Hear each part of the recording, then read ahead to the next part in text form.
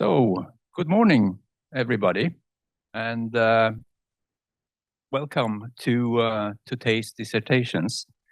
When Maximilian Schulte will defend his thesis, having the title Forest-Based Climate Change Mitigation Towards Improved Climate Impact Assessments of Forest-Based Systems. Maximilian received his Bachelor of Science degree in Geography from the University of Bonn in Germany, and holds a Master of Science degree in Bioeconomy from the University of Hohenheim in Germany. My name is Åke Nordberg. I'm Associate Professor at the Department of Energy and Technology and has been appointed by the faculty to chair this public defense. So, to fulfill the requirements of a public defense, you also need some other actors. And I would like to start with the opponent, which we have here, Gert-Jan Nabuurs, European Forest Resources from Wageningen University and Research in the Netherlands. That's correct, I think. And we also have the evaluation committee. 3 members here. We have Dr. Sampo Saimokallio from Psyke, the Finnish Environment Institute in Helsinki. We have docent Emma Holmström, Southern Swedish Forest Research Center at the Swedish University of Agricultural Sciences in Alnarp. And we have Dr. Anno Corosuo from the Joint Research Center at the European Commission in Ispra, Italy.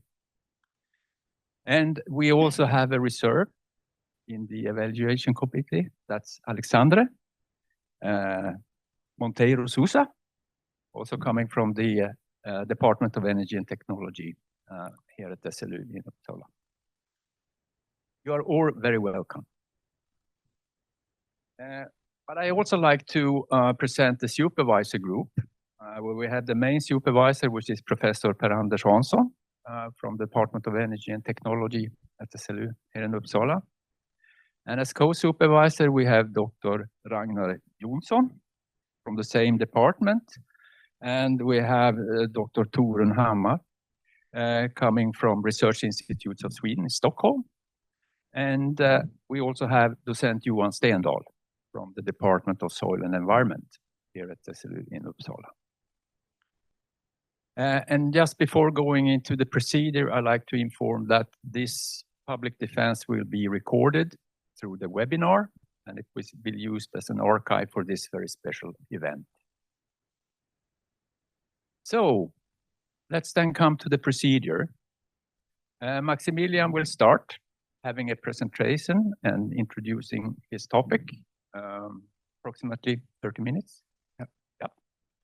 After that, I will give the word to the opponent, who will then initiate a more detailed discussion on the scientific content and put the work into a scientific context. When the opponent is satisfied with questions, I will leave the word to the evaluation committee, who then can ask further questions and raise further issues that you like to discuss regarding the thesis. And after that, the floor is open for questions from the audience. And thereafter, this session will be closed. However, we will, at approximately 10:30, we'll take a break. We'll take a 10-minute break so that you can stretch your legs and refresh yourself. And then after 10 minutes, we continue from wherever we were before. Good. So, Maximilian, before we start, I'd like to ask you, do you have anything you like to comment on or add in relation to your published thesis? Not at this point. Not at this point. Fine. Then I think we are all set to start. So please, Maximilian, the floor is yours. Thank you very much, Åke. And good morning and welcome everyone here in the room as well as online attending the seminar from wherever to my dissertation seminar entitled, as Åke already said, the title of the thesis is Forest-Based Climate Change Mitigation Towards Improved Climate Impact Assessments of forest-based systems. In this presentation, I will introduce you to the overall thesis context, state the objective of the thesis, and afterwards I will go into detail of the actual content of the thesis, the foundation, which are the 4 different papers. I will then state conclusions regarding the mitigation conclusions, but also regarding the methodological conclusions of the thesis. And finally, I will state the timeline and records of the entire PhD time. In the bottom of the slide, you will then also see the structure for your orientation. Let us begin with the overall greenhouse gas emissions of the European Union. In the year 2022, the overall greenhouse gas emissions of the European Union comprised those of energy supply, those of domestic transport, those of the industry, the residential and commercial sector, agriculture, international aviation and shipping, waste and other combustion processes. All of this adds to the overall emissions we produce in the European Union. However, you see now the net effect, this dot, is not at the very top of this bar. Why is it not at the top of this bar? Well, I have forgotten one very crucial sector, and that is the so-called LULUCF sector, which is illustrated by this picture that you see here. LULUCF is an acronym for land use change, and forestry. And in the following figure, you will see the greenhouse gas balance, the carbon balance over time from the year 1990 until 2022 plotted, where this part of the LULUCF sector is then here the net effect in this figure. What you see most is a dark green color. The dark green color is the forest land in the European Union, which adds to a large carbon sink effect. But there's a worrying trend because this sink effect is actually declining since a few years, which is worrying. Although there is a climate target by the year 2030 as part of the Fit for 55 package, that means reducing overall greenhouse gas emissions in the European Union by the year 2030 by 55% compared to 1990 levels, to also increase the sink again within the European Union. How can this be achieved? If we now switch the perspective, going away from the European Union and change the focus to Sweden, and we keep the scale of the figure, we see how small the overall emissions of Sweden are as a part of the European Union. But we also see how comparatively large the LULUCF sink by the Swedish forests are as the total of the European Union. If we now zoom into these figures, we keep the content, but we zoom just the scale here, we realize that basically the LULUCF sector for the Swedish case more or less offsets nearly all the emissions of the Swedish state. And here, however, we have also the similar trend of a declining sink and a required target by the year 2030.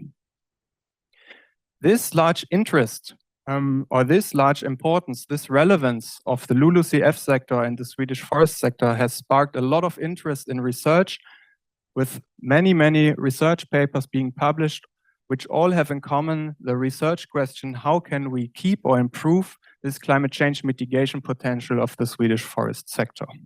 How can we do that? Well, in order to estimate that, in order to calculate it, it requires something, and that is a system perspective. But by means of a system perspective, we do not only look into the greenhouse gas fluxes, that means the exchanges between the trees, for example, and the atmosphere of the ecosphere, but we must also extend the view to the so-called technosphere. We don't only look at the forest, but we also have to look at the carbon storage in the wood products which we take out of the forest. And in addition to that, we also have to account for fossil emissions of the value chain. That means the value chain of the forest industry. And we also have to account for substitution effects. That means avoided emissions by replacing, for example, more emission-intensive products such as concrete, steel, or plastics. So biogenic carbon or CO2 within these two parts of the system perspective, and fossil carbon dioxide or greenhouse gas emissions in the other. And usually these are then summed up together, while the substitution effect as a climate benefit, so to say, is subtracted from the overall balance. And in the following, these four colors, green, brown, yellow, and purple, will represent these four different parts of the system perspective in the remainder of this presentation. The system perspective can therefore also be represented just by a square, out of which we now, for simplicity, just take this frame, which now illustrates the system perspective, taking into account these four different aspects that I was just talking about. Calculating the climate effects within this system perspective can be now done on different scales and following different approaches. And herewith I come to the PhD context. The product scale is 1. Product scale here, we assess typically a single function or functional unit for which commonly then a finished wood product or wood product end use is accounted for. What does that mean? Well, we could say we account the climate effects, for example, of a square meter of a window frame.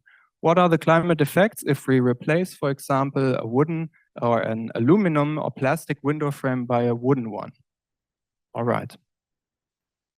Contrary to that is a market scale. Here, typically not only a single wood product, but a portfolio of different wood products is assessed. So multiple functions, multiple functional units are important to account for here in these type of climate assessments. And this is done typically on the semi-finished wood product level, because often there's a lack of data. For example, here, what does semi-finished wood product mean? It means just a cubic meter of sawn wood, which then later on is just processed into a window frame, furniture, or whatever. These are the different scales. Next to that, the different approaches. One is the, as I call it, the supply-driven approach, where the modeling sequence, when doing these kind of calculations or simulations, goes from the forest to the function, as you will see later or also in the different studies.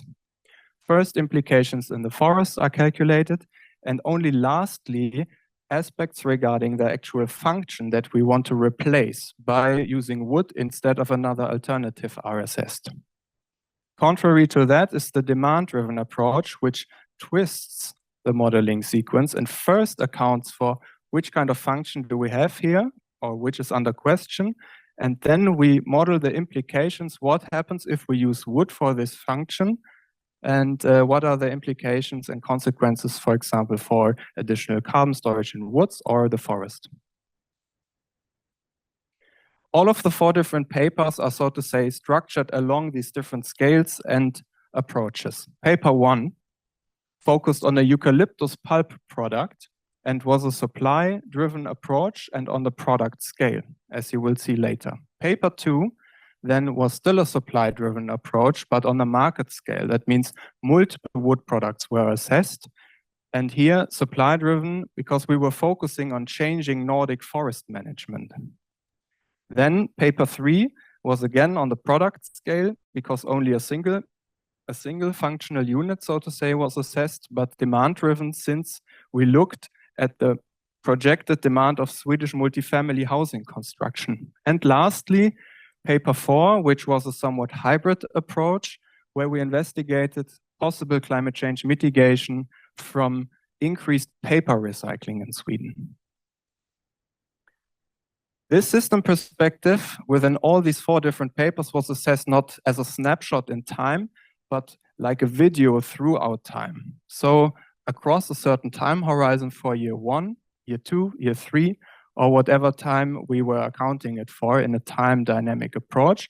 And from that, we were calculating the emissions or the sink of greenhouse gases, or the delta T that you will also see later again, that is the change in the atmospheric temperature as a consequence from either sequestration or emission of greenhouse gases. So on the positive side, in all of my figures, I have an emission warming effect, and at the bottom here there's a sink or cooling effect. The overall objective then of the thesis was to improve the understanding of climate impacts of the forest-based sector from this system perspective to support effective design of climate change mitigation measures.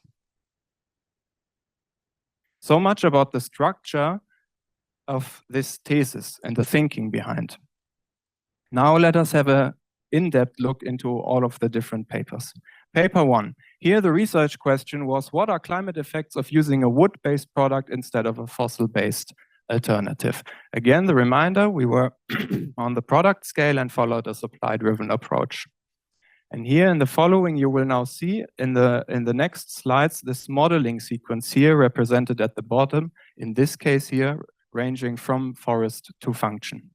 We assessed as a promising bio-based material beverage carton made from this eucalyptus pulp, where the plantation was based in Uruguay in this case, to replace for a plastic bottle. What are the climate effects of that? Is it good or is it bad for the climate if we choose a beverage carton over a plastic bottle? Well, first, in regarding this supply-driven modeling approach, we were looking at the biogenic carbon developments of this eucalyptus plantation. Here we relied on primary stand level data and we were modeling a theoretical landscape. And here to the right-hand side, you see now the cradle to grave. That means considering the entire life cycle of the product, the climate impact. And which color dominates here? Well, it is purple. What does purple mean? In the understanding that I present here, it means that the substitution effect here is dominating the climate impact. That means, as a summary here, there is a climate benefit if you use a beverage carton over a plastic bottle, following the assessment that we have done, based primarily on the substitution effect. However, caution when scaling up these results, because it could lead to a logic, the more beverage cartons there are, the more climate benefit there also is. Paper 2. Here, the research question was, what are the climate effects of changing Swedish forest management practices? Market scale, as I mentioned before, and a supply-driven approach. We departed again in the forest, but not this time in Uruguay, but in the Swedish forests. And for that, we used the Swedish forest model Heureka, which is based on NFI data. These are national forest inventory data, so we could model a real landscape. To the left, you can see the forest carbon stock developments. To the right, you see harvest volumes, and you see that in 3 different rows, which represent 3 different regions across a climate gradient from north to south in Sweden. Norrbotten in the north, Värmland in the center, Kronoberg in the south. And important to mention here is now we did not only account for one forest management, but we had to define a business as usual case. And against that, we were then comparing 4 different alternatives. 2 where we either increased or decreased the harvest intensity, so we were harvesting more or less, or in 2 alternatives, we were increasing or decreasing the rotation length. And here you can see now regarding the brown color, that is the harvested wood product carbon storage. This was based on IPCC methodology using half-life times on the semi-finished level. And here you can see now that from the overall harvest, it ramifies, so to say, it diversifies into the different products, the portfolio. And this continues here regarding the value chain emissions and substitution effects, which we then, by means of data from the eConvent database, calculated even on the end-use level where sufficient data was available. Here you can see in this figure now an example result of paper 2. What do we see? We see here the region of Kronoberg, that was the most southern region, and we see what happens if we imagine you are having an own forest and you prolong your rotation. That means you keep the trees longer in the forest, and your neighboring state, so to say, continues with the business as usual forest management. In your own forest, so to say, you will have an additional forest carbon sequestration because the trees stand longer in the forest. And this is exactly what we see here. However, there's a break-even point, so to say, in time. And that is when your trees became in a relative sense way older than that of the neighboring state, so that compared to the neighboring state, your own forest carbon sequestration is lower. And that is what we see here. So the initial sink of carbon becomes, so to say, a source afterwards. Thus, there is a temporal trade-off in climate impact of prolonging rotation versus continuation of current forest management. And it does not only concern the forest carbon, but we look at the system perspective. It also accounts for the harvested wood product carbon sequestration, the fossil value chain emissions, which, for example, we save here. This is an additional sink in the beginning because we harvest less, we have less production in the beginning, but then this catches up. Afterwards, we have more carbon storage in wood products. This is when we harvest, but we also have more emissions. And accordingly, also there are substitution effects taking place. We have foregone substitution effects. Our neighboring states continues with production, realizing substitution. We do not. This is what we see here. However, later on, we have, so to say, larger trees, and then we can also realize substitution. This is what we see here. Temporal trade-off also visible in this black line, which shows the net effect. And again, in the short term, there's about 1 million tons of CO2 equivalents then as the overall sink. But this then diminishes to only about 200,000 tons on average per year by a 100-year time horizon. We did not only look at one single region that I now show to you and one single scenario, but the 3 different regions and then 4 scenarios of each. And if we take all of this into one single figure, we take the average of these 3 different regions. And we end up with the following figure, where we now see the temperature change here as our unit in this figure. And you see that green and blue, that means prolonging rotations or decreasing the harvest intensity in these Swedish regions, would lead to an additional climate cooling effect, while a somewhat opposite pattern is given for shortening rotation or increasing the harvest, since they are positive. You always see a triplet of lines. That does not mean that there are 3 different regions, but it means that regardless of the DFM, that is just an indicator of how large we assume the substitution effect to occur, regardless of that, there is a climate cooling effect of prolonged rotations, for example, or decreased harvest. So lower means lower. This is just what I've said. Less intensive forest use increases the benefit irrespective of substitution. And important to mention is also legacy. That means this benefit we only achieve because in previous decades there was a very active forest management in Sweden. And this has led us to this situation where we can actually exploit or make use of this effect. Paper 3. Paper 3 dealt with the question, what are the climate impacts of upscaling timber frame use in Swedish multifamily housing construction? Product scale, demand-driven approach.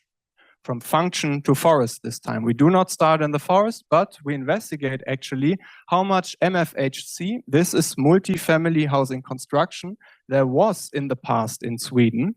And we see that mostly concrete was used in the past, the gray line. And wood always played a smaller role, the brown line, and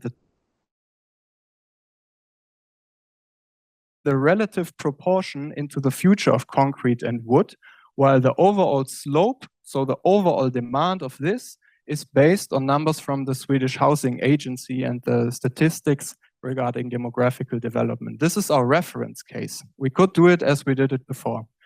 But we assume that there is a phase out of concrete by the year 2030 and a upscaling of timber frame use at the same time. Phase out of concrete, and we had 2 sub-scenarios of this timber scenario using average timber frame, which is mostly timber light frame, versus using the more wood-intensive engineered wood product cross-laminated timber. What are the climate effects if we did so?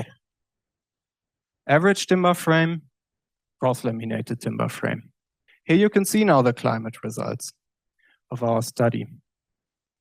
What you see here now are additional emissions in brown from the timber dwellings. Dwellings meaning the additional flats. If we build more with wood, then we have also emissions, fossil emissions of erecting these buildings. But we save the emissions from the concrete dwellings. And the net effect of these two is then the substitution effect. So there's a climate benefit looking only at these two subparts of the system perspective. We also have more HWP. This is harvested wood product carbon storage, especially under the CLT scenario, because we use more wood. But it means also it doesn't come without a cost if we use more wood. We assumed that additional harvest for making this scenario to become reality would only take place within Swedish forests. And therefore, we must increase harvest a little bit. And therefore, we also have a loss of forest carbon somewhere in the country. And this is what we see here. This is on the positive side. The net effect, though, the black line here still indicates a slight sink effect. These two black lines now translated into another climate metric we see in this picture. This is then the climate impact by the atmospheric temperature change. And what I have not told you so far is that we assumed that these flats would stay all at an average flat size of 57 square meters. Concrete 57, timber alternatives also 57. And then it leads to a climate cooling effect. But what would happen if we build the future timber dwellings even smaller than we do nowadays? Well, no surprise. Then, of course, the climate benefit becomes even larger compared to continuing with concrete and 57 square meters. But if we build 20% larger, and this is actually the past trend, we do not only build larger cars nowadays than compared to last times, but also our average flat size has increased. And if we continue this trend, and we use cross-laminated timber instead of concrete, then following our study's result, we end up with a comparable or basically a similar climate impact as using concrete. So I conclude, less here is more. The less material used, the more benefits, not only for the climate, but also for the forests. Wood change, meaning no change for the climate. When we use CLT and continue the trend of increasing the flat size, we compromise or risk any mitigation. Last paper, paper 4. Here we looked at what are possible climate effects of increased paper recycling in Sweden, hybrid scale and approach, because we departed not from the forest and not from the function, but from in between. We have additional fiber and we can do something with it, as I will show you now. Assume from 72%, this is the current paper recycling rate in Sweden, we realize we achieve the maximum paper recycling rate, which is considered 78. That means we have 6% more of paper recycling in Sweden and thus also 6% more of recycled pulp. If we now assume that this 6% more recycled pulp is a perfect substitute for virgin or primary pulp, then we have 6% more of the primary pulp available. What can we do with it? There's an efficiency improvement here. We could say, hey, we keep the current supply or production levels constant and we use the efficiency gain to reduce the pressure on the forest by reduced pulp log harvest. Or we could say we produce more fiber, and that is MMCF, that is man-made cellulosic fiber, wood fiber, which is then assumed to replace for cotton fiber. And in a sub-scenario, we then also accounted for the byproducts of this dissolving pulp making here. The climate results you see here in this figure, overall, the effect is quite similar, but we can conclude that there is a slight superiority of the conservation scenario. That means reducing the pressure on the forest compared to producing more man-made cellulosic fiber. Overall, this improved efficiency leads to additional climate benefits, however, only given the perfect substitution between the two. And important to state uncertainty here, and this applies of course also to all the other papers regarding both the forest carbon balances as well as the forest carbon development, something that we will probably discuss also later. So I conclude. As I mentioned, I want to conclude regarding the mitigation and regarding the methodology. First, mitigation conclusions. I have shown you 3 different results on the regional and on the national scale. Forest management changes, then timber upscaling on the national level in multifamily housing construction, and increasing paper recycling. How do these mitigation amounts now relate to each other? What is the best option, so to say? Well, if we compare them and take the annual average on a 25-year, 30-year time horizon, we can conclude that the largest climate leverage effect, so to say, is there in forest management. So by increasing the rotation length, we achieve more climate change mitigation compared to the other two. However, if we compare this mitigation effect to the overall fossil greenhouse gas emissions of Sweden in the year 22, we see how large this actually is. It is not large, it is very, very small.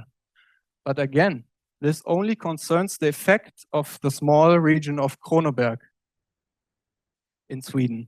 If we now assume that this prolonged rotation would take place in all of the productive forest land of Sweden, which is available for wood supply, so in all of Sweden, and we scale it up, this effect, then we achieve actually a substantial climate change mitigation effect within the Swedish borders.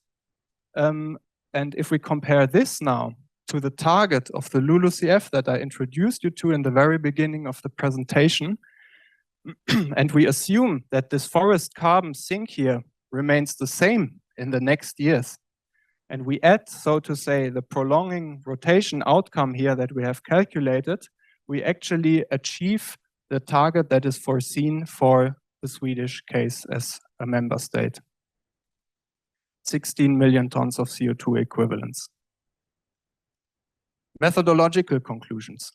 A system perspective is required.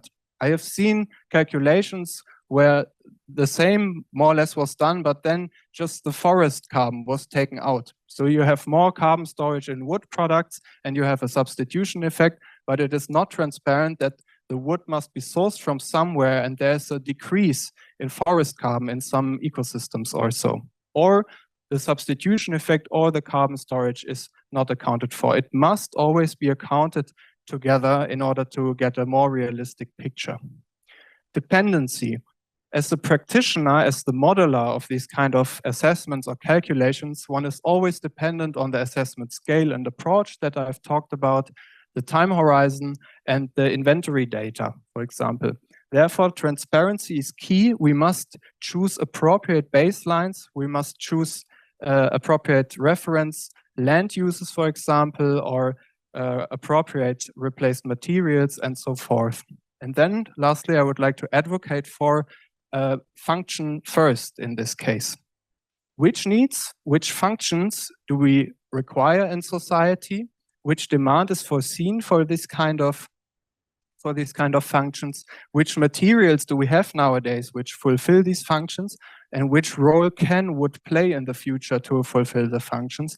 And what mitigation may follow from this? This is the sequence that I would like to see more in future climate impact assessments. Timeline and records. Throughout the years, I have done research and collaborations in terms of my 4 papers, which are now all published and you have had introduction to. And next to this, I was involved in the piloting of the greenhouse gas protocol on the land use and removals guidance in collaboration with our project partners Dora and so. And next to that, I was also involved in a project report that got published now with Skogforsk. And apart from that, currently I'm having 2 more collaborations, one with the International Institute of Applied Systems Analysis and one with Uppsala University, which hopefully will be finished then within this year. And with this year, also my PhD time comes to an end. It has been very great times, and from PhD courses here in the Czech forest in the year 21. Unfortunately, I have no picture from 2020. I think everyone knows why. Then international conferences here in Barcelona, forest excursions in Sweden in yellow vests or in yellow helmets in the Austrian Alps. Then summer programs here also in Austria with many very nice other PhD colleagues, skiing trips with my dear colleagues here from the department, or banquet dinners in Stockholm. All of these were memories and experiences that I could have had in these years, which I'm very grateful for.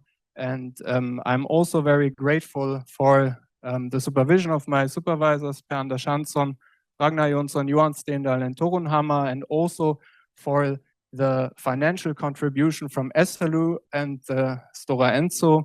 And I would also acknowledge the support from the collaborators from Stora Enso at this point. And finally, I thank you very much for your attention. Thank you.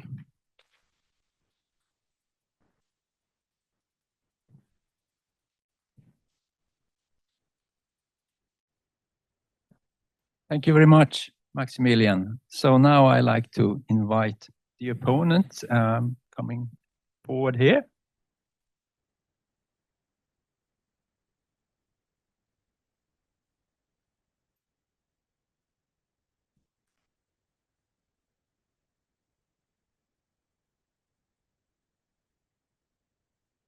Thank you.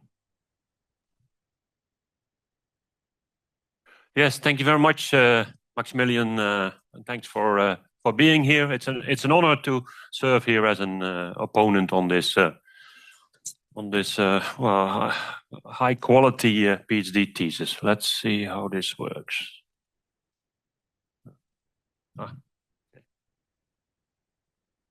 Yes, and I was sort of told or instructed that I could also give an overview presentation on how Max's work fits in a bigger scientific picture.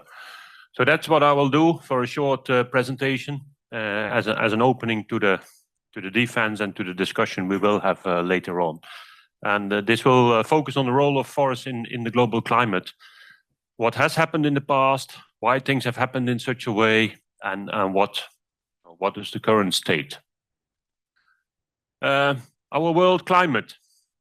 Some of you may know this, some of you may not be so familiar with this, but our world climate is, of course, driven by many processes and factors. And well, of course, it's fully driven, of course, by the energy from the sun that comes in shortwave radiation, heats up the surfaces, heats up the oceans. The oceans start producing water vapor, water evaporates, temperature differences cause winds to originate, but also the incoming radiation, how it reflects on the Earth is also determined by what we do with the biosphere and how it reflects on ice and etc.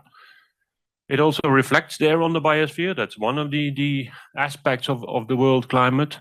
But the biosphere, of course, also produces all sorts of gases, and there are all sorts of gases in the atmosphere.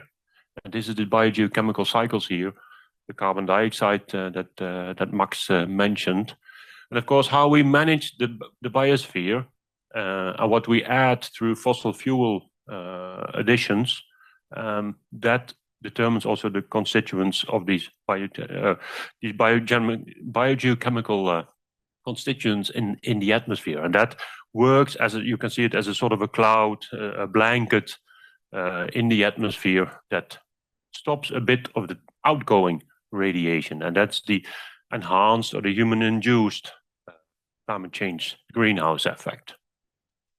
Probably well known to some of you, maybe not all. And this CO2, it's only, well, in here, it's probably, well, out there, it's probably 420 parts per million as it's measured, the concentration. In here, probably it's already at 500. And at the end of the session, I guess it will be close to 1,000 ppm. But no worries. Even that we can live in perfectly. At least we can. So this carbon dioxide is added, of course, because of mostly because of the burning of fossil fuels, also because of how we manage the land.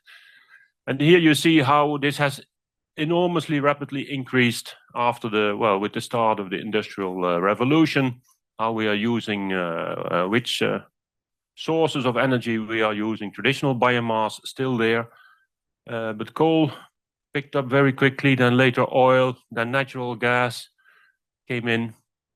And then in the very latest, very small parts, the solar, the modern biofuels, wind a little bit, hydro. Hydro is quite a thing, but it's only a little bit, even today. And it can just barely keep up with the rise in our consumption. And of course, we are all addicted to fossil carbon. We all are, myself included. Everything we wear, what we do, the cheap food, relatively cheap food, it's produced with artificial fertilizers that are made with fossil carbon. Everything we do is based on this fossil carbon. So, and this is also why it makes it so difficult to get rid of it. And of course, resulting, if you increase that blanket over the Earth with an increasing temp, there's basically no doubt about the human-induced effect on the greenhouse effect. But then where does all that carbon go? Of course, there are the emissions. I just showed you this graph with the emissions, 35 gigaton of CO2. The land use change, roughly 5 gigaton CO2. This is roughly stable or decreasing maybe a bit, but this is increasing still rapidly. And then that carbon doesn't go away. It has to, it stays. So it has to go somewhere. Half of it goes into the atmosphere, a quarter in the oceans probably, and a bit more than a quarter then it has to go on the land. And that is the big thing, you know, where on the land is this going? We cannot really find it if we measure on the land. And that is the big thing. Where is it going and how can we affect that? I'll show you a bit. I hope this works.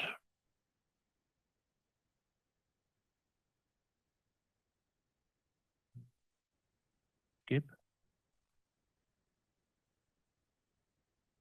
Something is happening. Herstellen. Is it cut off? Well, it's not so important. I'll makes it also a bit faster. Well, this would show you how carbon dioxide concentrations move across the Earth day by day through emissions, but also the sinks in the north are visible in that that animation, or based on measurements, of course, but also made into a NASA animation. You may have seen that already, but it shows a big sink in the northern hemisphere in the summertime when the forests start to regrow. Also, agricultural fields grow. This is what it shows. And it shows that enormous role that the biosphere plays in the carbon cycle. But that also brought up the question, and also Max referred to that. Can we change that role? Can we, to what degree can we as you know, humans change that role of the biosphere into a more positive way, that it would even pull carbon dioxide out of the atmosphere? And changing that role means changing your management, and it means changing your management of a forest system that has to fulfill many functions, and also biodiversity conservation, renewables. We're sitting on the wooden benches here, like Max pointed at that. And that also leads to fierce discussions, because it will drastically change the management of the forest, may put too much pressure, too little pressure maybe for some, but there's big discussions. And of course the energy, the use of wood for energy is one that really goes into a very polarized discussion. Fierce discussions about how to use these forests, what to use the wood for, how to preserve biodiversity. But it's often in a very fragmented way that people and scientists look at this, because it's very difficult to really look at the whole system. And this is where the thesis of Max comes in. He really managed to make that full system perspective, from a supply side, from a demand side, looking into the details of certain products, comparing them with others, and having that full system, LCA, the forest resources, the management, the LCA part of it. That is, and he made a very significant contribution to this. And for this, I want to also put that thesis in the international negotiations about this. And this is Well, some people say you should never show so much text on a slide, but in this case, it's necessary. So how do we take up this dynamic forest system and wood product system and everything in a legally binding global agreement? And people have tried that in Kyoto in 1997, and later on also in the Paris Agreement in 2015. And actually in the change in the text between these two, you can see also how the world has changed and how the world political situation has changed. This is the 90s, in my mind, was very much an era of collaboration and hopefully trying to make steps forward. And in the Paris Agreement, you see that things are getting more difficult. And that is the sort of the nice or not so nice thing what you see in here. Because in Kyoto, forests were also taken up, but they were taken up in a very strict way. It said net change in Article 3.3, net change in greenhouse gas emissions by sources and removals by sinks resulting from direct human-induced land use change. It was very specific. It was very clear.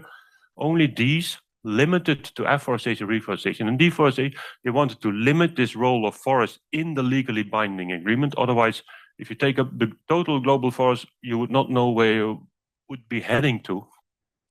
Measured as a verifiable change in stock, shall be used. And the word shall is of course a very you really have to do that in the English language to meet commitments.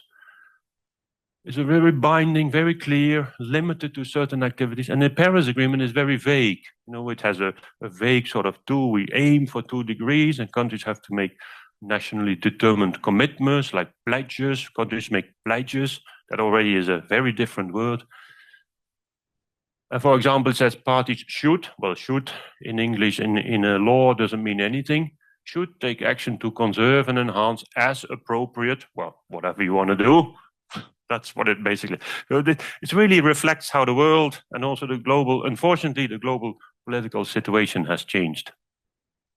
So, and this is where the work of Max also comes in. And I want to show one graph of the IPCC assessment report. And it's a bit complicated, but this is until what was measured until roughly 2020 by different methods. And the zero is that the global LULUCF sector would be not a sink and not a source. So you have losses, you have gains, makes it all complex.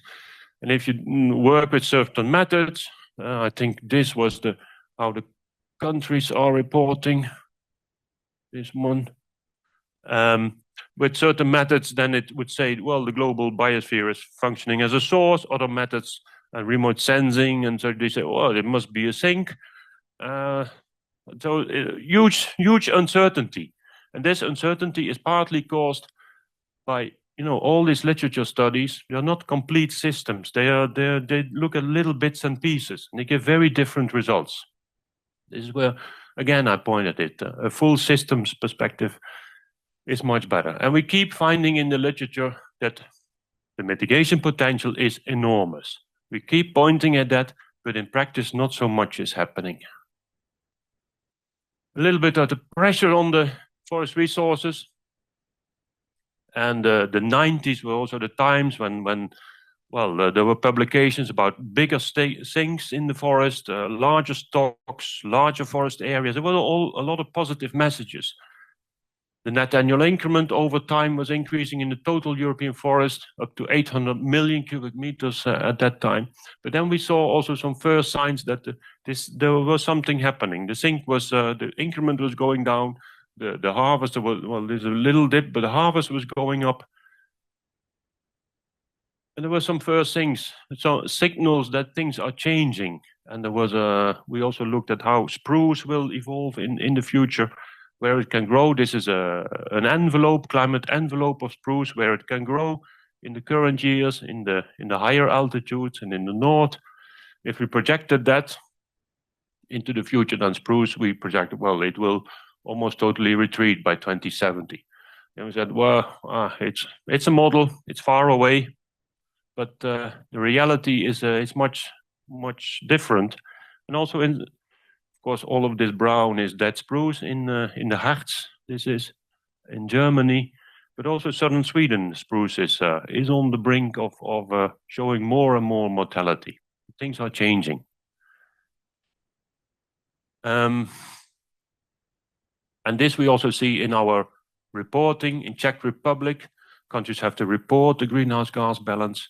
The dashed is how they report the sink in the forest. Negative is a sink, so the forests are taking up carbon from the atmosphere. Roughly -8 million tons for Czech Republic until then, and we projected, we saw the trouble with spruce coming, we projected that into the future with the EFISAM model. I say that if you do a restoration scheme, you gradually change your forest, then your forest may go through a short source, but then hopefully you can maintain that sink again. But that was overtaken very much by the reality. So our projections are very often wrong. That's also something to remember. This is how it developed in reality. This fast mortality of spruce, this change, this balance of acting as a sink or a source, it totally changed that balance. So Czech forests are now a source of carbon. And Arno Corosua here published that also what Marx showed, the saturating sink. I don't need to repeat that. I will move through this faster. Otherwise, we hardly get to the discussion. So once again, Max's contribution to the field is very significant. I pointed at these uncertainties of the role of forests and the role of the biosphere, and with a full system analysis, he really makes a big step forward in trying to reduce that uncertainty and explain why you get different results. He does a very complete system analysis. As far as I know, this has rarely been done, I think, ever, these full analysis. So it's not only about the forest resources, but half the wood products, how they substitute, for example, in one paper, a PET bottle, or how you substitute concrete in housing. So very complete, the energy input, the chain analysis, and even the market aspects in it. That's really commendable. So with that, I want to stop my presentation here, and I hope we can have a good discussion about this.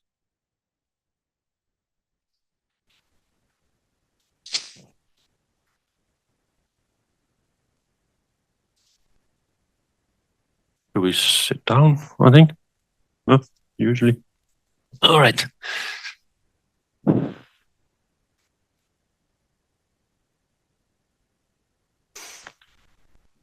Okay. Yeah, thank you. Yeah. Okay. You're welcome. Thank you. Let's see what I came up with.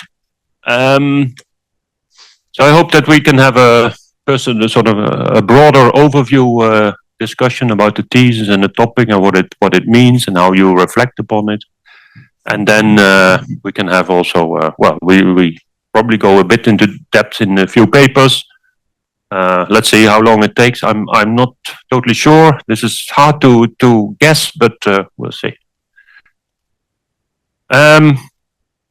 So your papers, like this Garten paper that you have, and then you go into a regional assessment. Then you have a more demand-driven perspective, and as last you have this, let's say, call it a recycling paper, or what's the effect of recycling? Why did you set it up like this? Well, first of all, the first paper is basically a classical life cycle assessment, if you want. So we had a comparison of a product versus alternative product fulfilling the same functional unit. Yeah. And this was because I also have a life cycle assessment background. As was pointed out, I'm not a forester by profession, and therefore this life cycle assessment as the first study made sense. Then initially I remember that study number 2, focusing on the changes in forest management and the changes of the climate change mitigation, was initially scheduled or planned to be the last chapter of the PhD.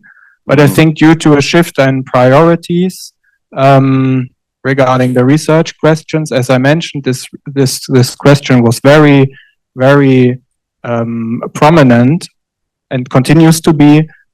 there was a shift in the priorities, and then we had this regional paper about the shifts in the forest management, and after that, we then continued on this regional or national scale, and then we had a look at promising substitution cases, out of which housing or construction is one, with timber use instead of concrete.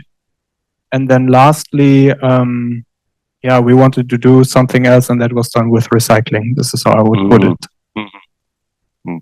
No. So is that, of course there is a practical side to these 4 years, but was the plan original like this? You said a bit like the second one was pulled forward, but yes, the original plan was? It was different. Okay. No. It was different also because there was a switch of supervisors also in the time, and that of course naturally had also an influence on the overall, let's say, design of the papers. And this change took place after the first paper, and I think there's a clear distinction also with the first one and the 3 remaining ones in terms of the geographical scope, for example, etc. So suppose, of course, there's always a practical side to these 4 years, and then things change, and views change, and maybe like what you say, here and there a supervisor changes.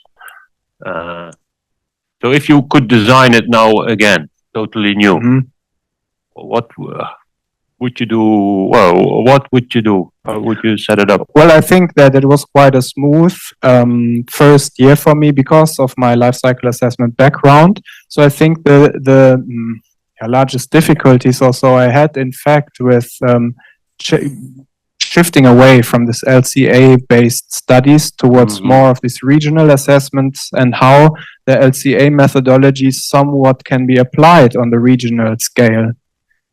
And the thesis is basically, if one wants, also it concerns this point also, how traditional life cycle assessment methodology, so to say, can, as they are a valid tool for assessing the environmental impact of goods, services, etc., how they can be scaled up, and how can this be integrated then also with official reporting of greenhouse gas emissions. And this is quite tricky. Yeah, we may come to that. Yeah. So would you put more emphasis on that aspect then, in if you would design it again, of how an LCA could be scaled up, and I don't know, maybe, how you call that, maybe more practical towards these greenhouse gas reportings? Because it is my personal interest, yes. Yeah. I mean, my interest shifted also. I studied geography. I had the choice, I remember, between biology and geography for my bachelor's, and then I chose geography because I was, I think, always interested in like the macro scale, if you want, and not the micro scale. So instead of a microscope in biology or so, I was then with the geography concerned with a larger scope and questions. And in that regard, I would indeed, if I could choose it myself and had the time again, I would rely more on a larger geographical scale and also regional scale, etc. Because also I think this is maybe a little bit mean or tricky to say, but I think it matters more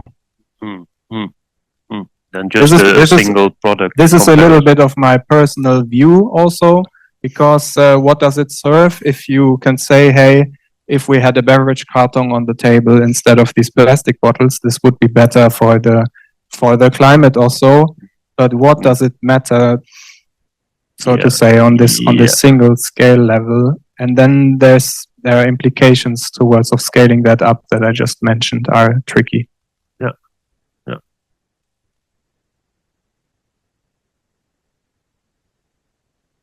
Then maybe we stick to that greenhouse gas reporting. That fits now nicely. You know, I guess you know how countries do that. Roughly. Greenhouse gas reporting with a common reporting format, being well, there are guidelines for that, how to do it. And you do mention on your thesis towards improved climate impact assessments. So what if you have this now? Which aspects do you think you could? Well, the UN is the UN. But let's assume you have an influence there. What would you? Yeah. How would you put that in the country greenhouse gas reporting? I think it also relates then to the question, who is the target audience of this thesis? And there I would say it is not, it is on the one hand, these are also people who make policies, design them, discuss them, but primarily I would say these are other practitioners, modelers like me, who continue the work of improving the estimation of climate impacts for supporting policy in a better sense.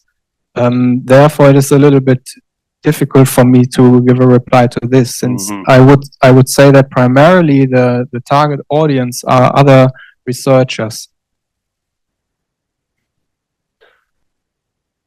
Yeah, but LCA databases and methodologies, they certainly serve in the decision making, right? So they certainly have an influence there.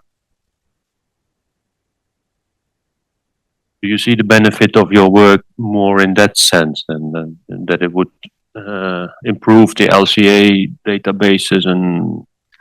No, it would not improve. The LCA databases are, so to say, they are a resource for the tool that I use, I would say. But it is not about this resource, about the database. This is then other work that needs to be done that is even more on the basis, so to say. I have made use of these resources, put it together, and the way how it is put together, even from as I call it, the supply-driven approach or a demand-driven approach. For example, this is just how I tried to tie these different papers that I have done together and find a common, like a consistent structure among this, as I also have observed of similar studies from Finland, for example, or of Canada, or of Germany, for example. Also, there have been similar studies also within Sweden, especially such as paper number 2. And in the past, there have been studies which, for example, find unrealistic outcomes as to the substitution effect, for example. And this is really a key component here in my work, although it is an equally important fragment within the system perspective. But the estimation of the substitution effect is something that I think I could contribute here in showing how it can be calculated and how it can be done in a little bit more realistic way, as it was done in the past decade, let's say. Yeah. So the 10 years or so. I don't know. Yeah, because these results and how they are being viewed by users or policy, they do have a large influence. I know from in the Dutch, and I'm sure all the EU countries have that, you have a sort of an environmental performance of buildings, how materials they have certain values there, data on their environmental performance, and then concrete has a certain emission factor there in the building code. But wood is also seen as something that, well, is only a CO2 emitter. So having wood there as a CO2 emitter gives wooden building a much more negative side in comparison to concrete.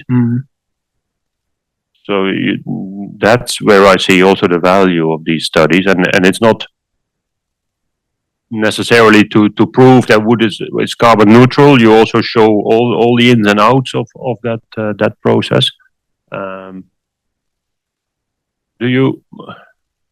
Is there a process here, maybe from the department, or that you know of how these environmental performances are influenced by the research community? ministry or? I mean, there are standards nowadays popping up for the estimation of the environmental impacts. An example is the PEF, the Product Environmental Footprint, from the European Commission or Union. Then there is the EPD, the Environmental Product Declaration, which serves, as I understand it, more on a corporate level, I believe. For example, Stora Enso has also EPDs for their products, such as cross-laminated timber.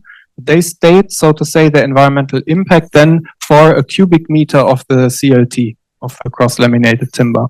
All right. But how can we make use of this? How can, for example, in a municipality, they want to build a school or so, and then they see the EPDs, and then they say, all right, the CLT emits less than the concrete per cubic meter. But this is then already misleading because you don't use the equivalent amount per cubic meter, for example. So it becomes complicated already here, and this is something we have also tried to account for in the sense there is a formula for calculating a displacement factor, for example.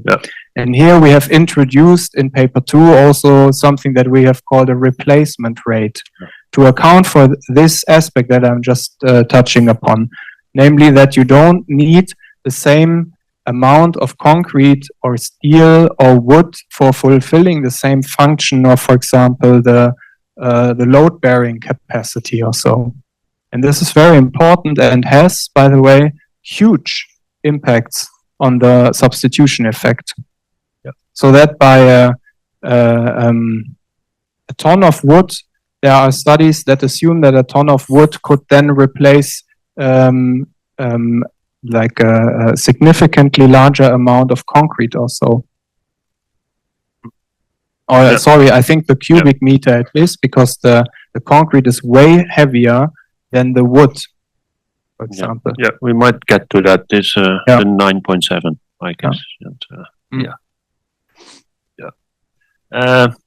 So you, if you sketch that area of environmental values, factors, it's a fuzzy area. Would you say? It is very fuzzy. Yeah, and I don't dare to say that I have very good knowledge about everything that is going on there, because there are multiple standards on the way. Different companies try to get a hold on that for their interest, for example. Also, public bodies want that.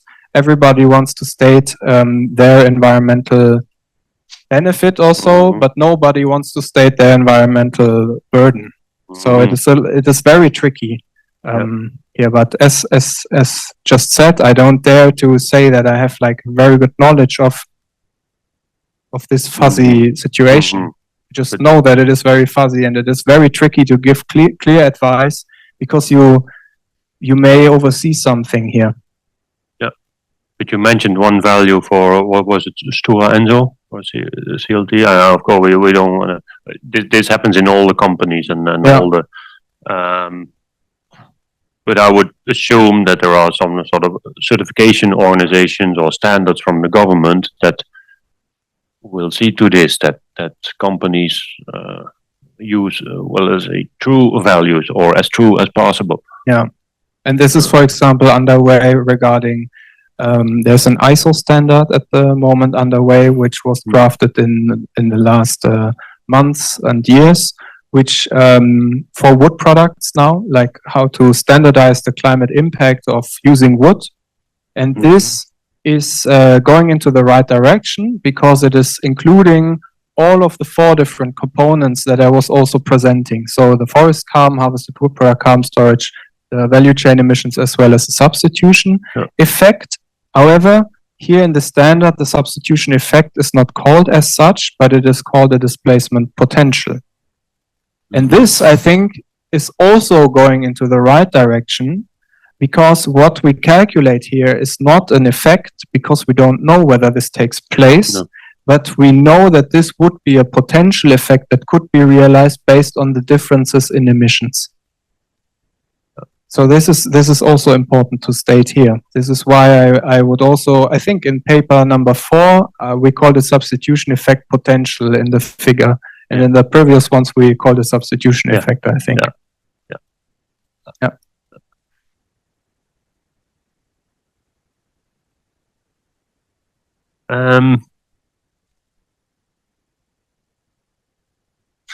That's it. Still on the very general scoping and discussion. Suppose you were the Minister of Agriculture and Forestry in Sweden, and it could be, it can be, and you get this on your desk. What would you do? What would you, looking at all the information, and suppose you digest it in 2 minutes? What would you do for the Swedish sector? Well, the abstract clearly states that the forest carbon, out of the system perspective, is the most important part in this picture. And it also states that the substitution effect or potential may be misjudged by current estimates.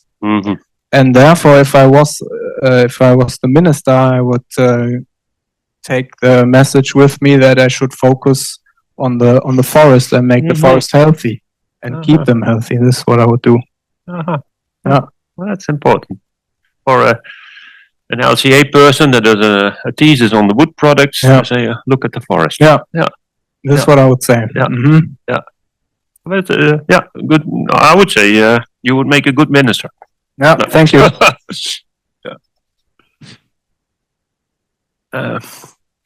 Also because we know that the sequestration takes place. We know photosynthesis is taking place. We have a sink effect there. Substitution itself is a relative concept. We cannot say that it takes place, and now we can credit it us and then say, hey, look, we have this much mitigation effect taking place. But this is done, by the way, and I think it is not serving the purpose of actually leading to lower emissions. This is my criticism here. While, it changes the emissions in a relative way. Yes, because substitution per se, you can say either you always have to compare against a reference situation when you want to assess substitution.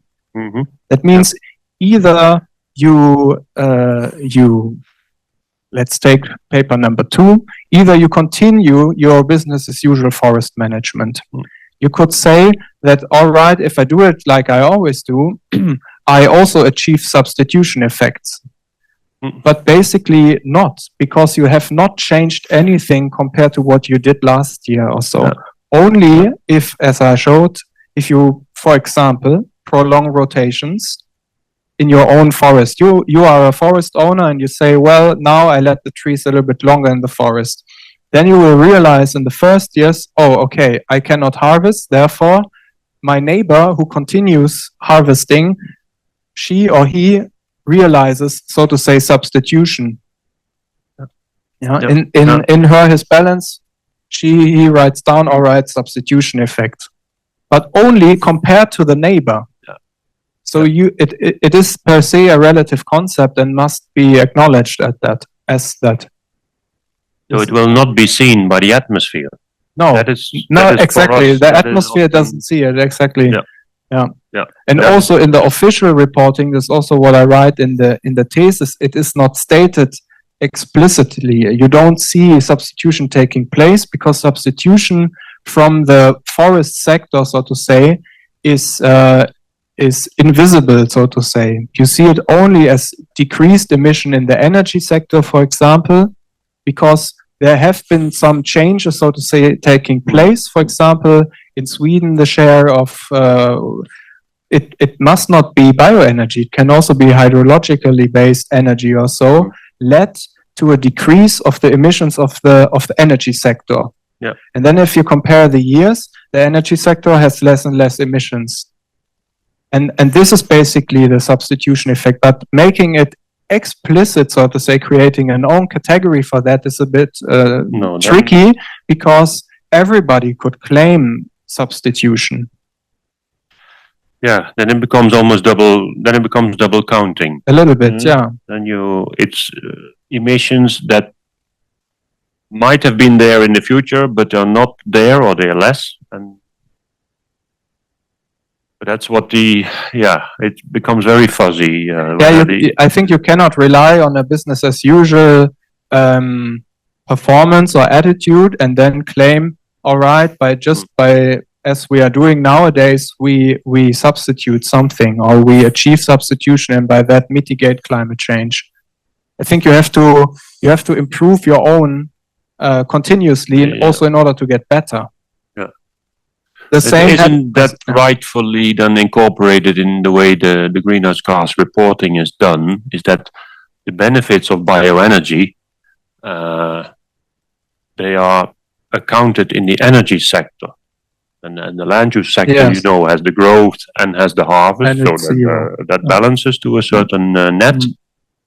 And then it should not be counted again in the country that imports, for example, pellets from the US as an additional benefit. But you only see that in hopefully reduced import of oil, theoretically, for example.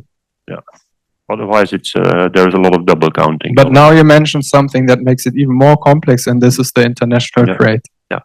What I've shown to you here only considers the effects within Sweden, for example. Yeah. But I am the one study that I mentioned with the IASA Institute. There, we also want to account for international trade and also account then for leakage effects, for example. That's still a big thing then to do. Yeah.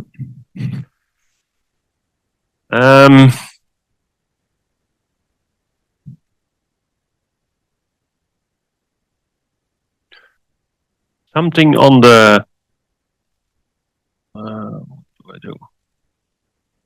Yeah, maybe we dive into maybe we come back to some general parts still, but in paper one, you indeed mentioned this effect, and you continuously pointed it now. This what is it? Let's say the temperature effect of a carton could be -1 to the times 10 to the -15 Kelvin. Tiny amount of Kelvin. Tiny amount, but 10 to the -15, that is like what is it? A million times a billion. So the conclusion indeed could be, if I consume a million times a billion cartons, then I reach the Paris Agreement or something like this. This is perhaps how like a robot or so would see it, right? Yeah. Like, okay. Luckily, computer logic or so. Yeah. But this is I believe this is what you continue. You also pointed at it in your presentation again, to be very careful. Yeah. And it is correct on the product level, but then if you see this, if you only see the curves going down all the time, then it's good. Yeah. But it depends on what you benchmark the curve against. And here it is the plastic bottle in this paper. These figures, the x-axis, they represent the emission of the plastic bottle, so to say, because we compare everything against the emission of this is our reference product, fulfilling the same functional unit in this study. Yeah. But isn't that a very misleading message then out of many LCA product? Yes. This is what I would say. Is that accepted in your department here? Well, we can talk about it in the next weeks. Yeah. Yeah, this is what I thought. You know, if I consume a million times a billion carton, then it's -1 degree colder. Yeah, globally. Yeah, not bad. Yeah. There's a lot of cartons, but yeah, it's good. You know, of course, I also learn a lot from reading this thesis. And, that's nice. Yeah.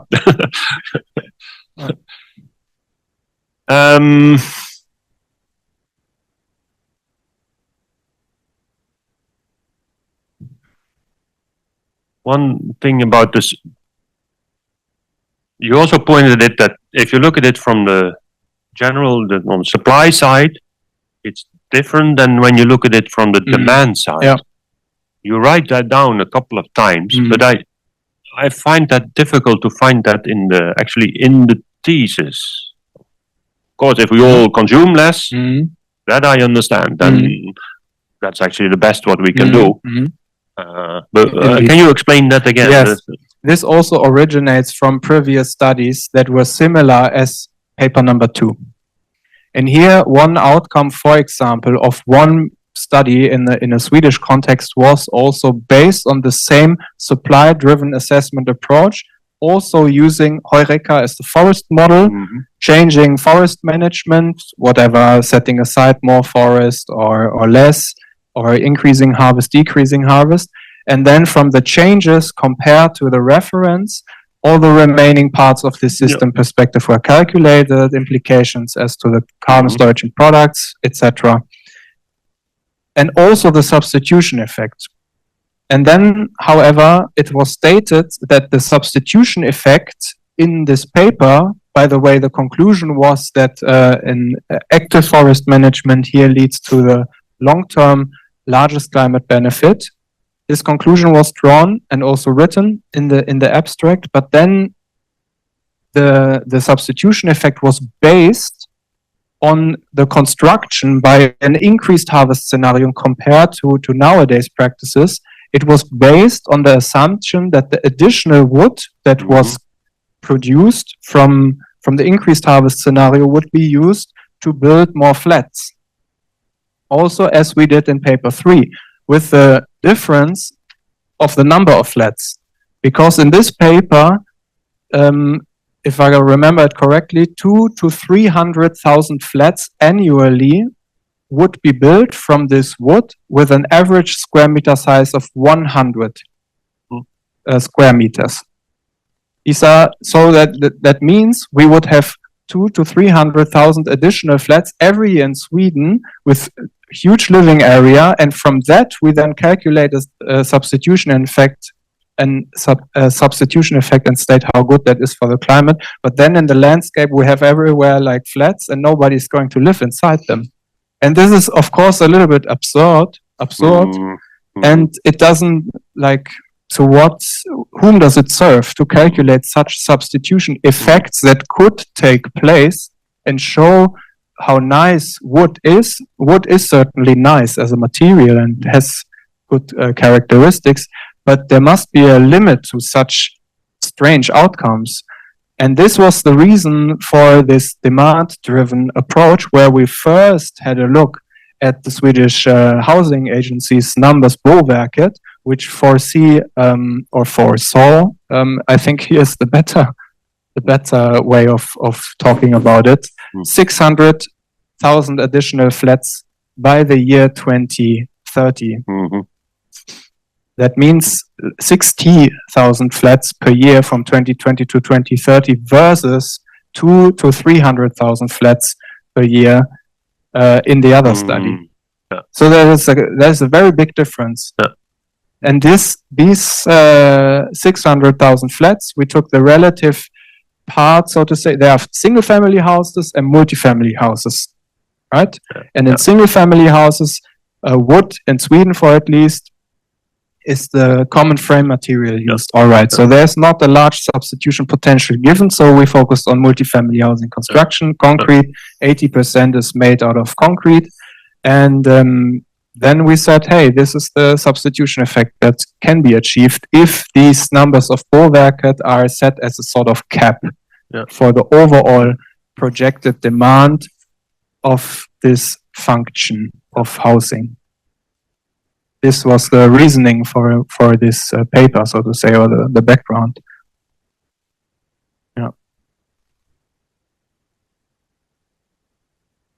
Yeah, and it gives very different outcomes in that from the demand side, it's more realistic, you say, and that has its implications on the climate numbers. Yes, of course, demand is a big term. Supply also is a big term, because these are fundamental parts of economic theory.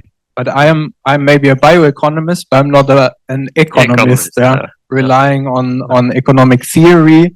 But I also point to that more of this should be integrated also in these climate impact assessments in order to make even more realistic assessments, such as econometric analysis also, that deal with price elasticities, for example. Is it really a substitute, or is it just a complementary product? Is your plant-based butter really replacing butter or not? Is the viscose-made fiber actually replacing synthetic fiber or cotton on the market based on its actual properties also? These are all aspects for each of the individual wood uses that would need to be required to be included in future assessments. And there are first studies about this from a Finnish colleague who on this example of man-made cellulosic fiber deal with that, and they show that it is not a full substitute, but they rather complement each other, so that the overall curve continues going up, so more is produced, and maybe the share of the wood fiber textile is maybe getting a little bit bigger, but it doesn't make the overall curve going down, or for at least stagnant. But it is complementing in a growing market. It has to do with our with our human how we act. And you could also see it on this curve that I had on the use of fossil carbon. That in the top there's a few renewables, but it seems they're only added on top instead of really replacing. And this is what in the Netherlands, solar panels on houses are now very common. But people then also say, now I have green energy, then I can also install airco. Exactly. So this is a rebound effect. Yes. And these kind of aspects would need to be accounted for. And I think if all of these aspects that we know about actually were included in these assessments, then substitution, as big as it is communicated nowadays, would dwindle. It would become very small. Well, seems like a... And this is something I want to point to with this thesis, that we must be more cautious, but there have been also many other voices who have the same message.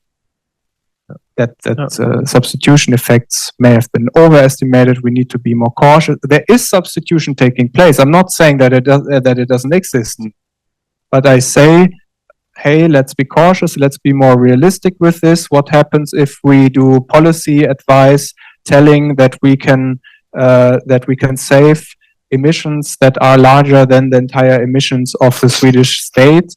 This is a little bit off. Where does this happen? Where does it appear in the actual accounting, etc.?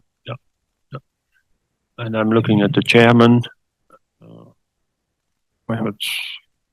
If you want, if it might be I don't like to interrupt. If you like to kind of wrap up or continue or anything, that's okay. Or if it's okay to have a 10 minutes break now. For me, this would sort of nicely conclude this now. Okay. Good. Right. Okay. Thank you. Then, thank you very much. We have a 10 minutes break, and then we'll be back here at 10:40.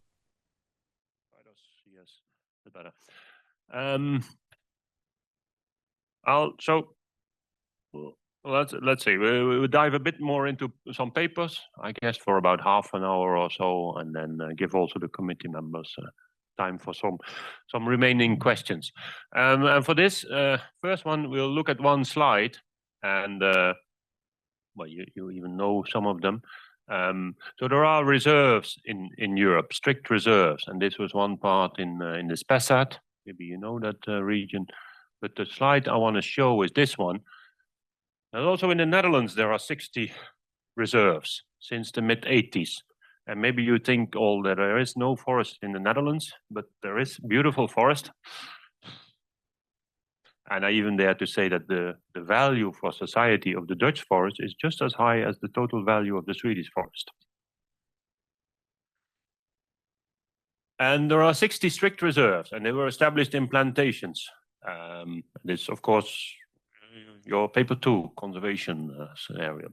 And this is a Douglas stand planted in the 50s, and it was set aside as strict reserve in the early 80s, and now has built up more than 1,000 cubic meter per hectare in the Netherlands. It's magnificent to see. It's magnificent to see the density, and it just keeps going. It keeps going. 42 meters high, on a relatively good soil, I must say. Really beautiful to see. But some colleagues also analyzed what might happen in the counterfactual. If we would have kept thinning that stand, it would have been roughly 150 tons of carbon. You know, you do your thinnings, you produce your products, like what Max has been analyzing. Then you would do a clear fell and then more products, and they decompose, etc. And of course, and this is the trouble with many studies. You know, we only do little bits and pieces, like what you point at, never a full. But of course, we calculate it with a nice substitution factor. If you put a reserve, and the reserve just keeps on building. Well, this is little bit extrapolated, but the real measurements are somewhere up to here. It just keeps going, and this conservation, at least for now, it just keeps growing. And the substitution almost, doesn't even. This was quite a high substitution factor, a simple one. I'm not sure which. Takes until 2180 until you are, and by 2180 nobody knows where this will be. Of course, it should level off somewhere, but nobody knows where.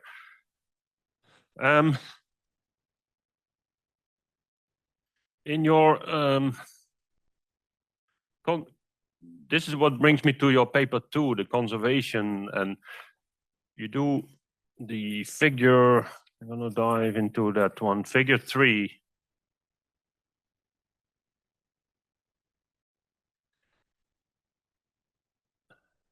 These dynamics that you also showed in your presentation,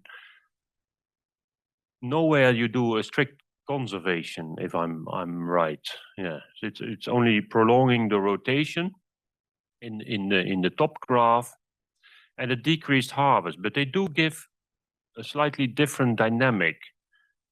And I was wondering because if you decrease your harvest in a region, that, it's almost like, then naturally also your rotation becomes a bit longer, or where does the different dynamics come from? Right.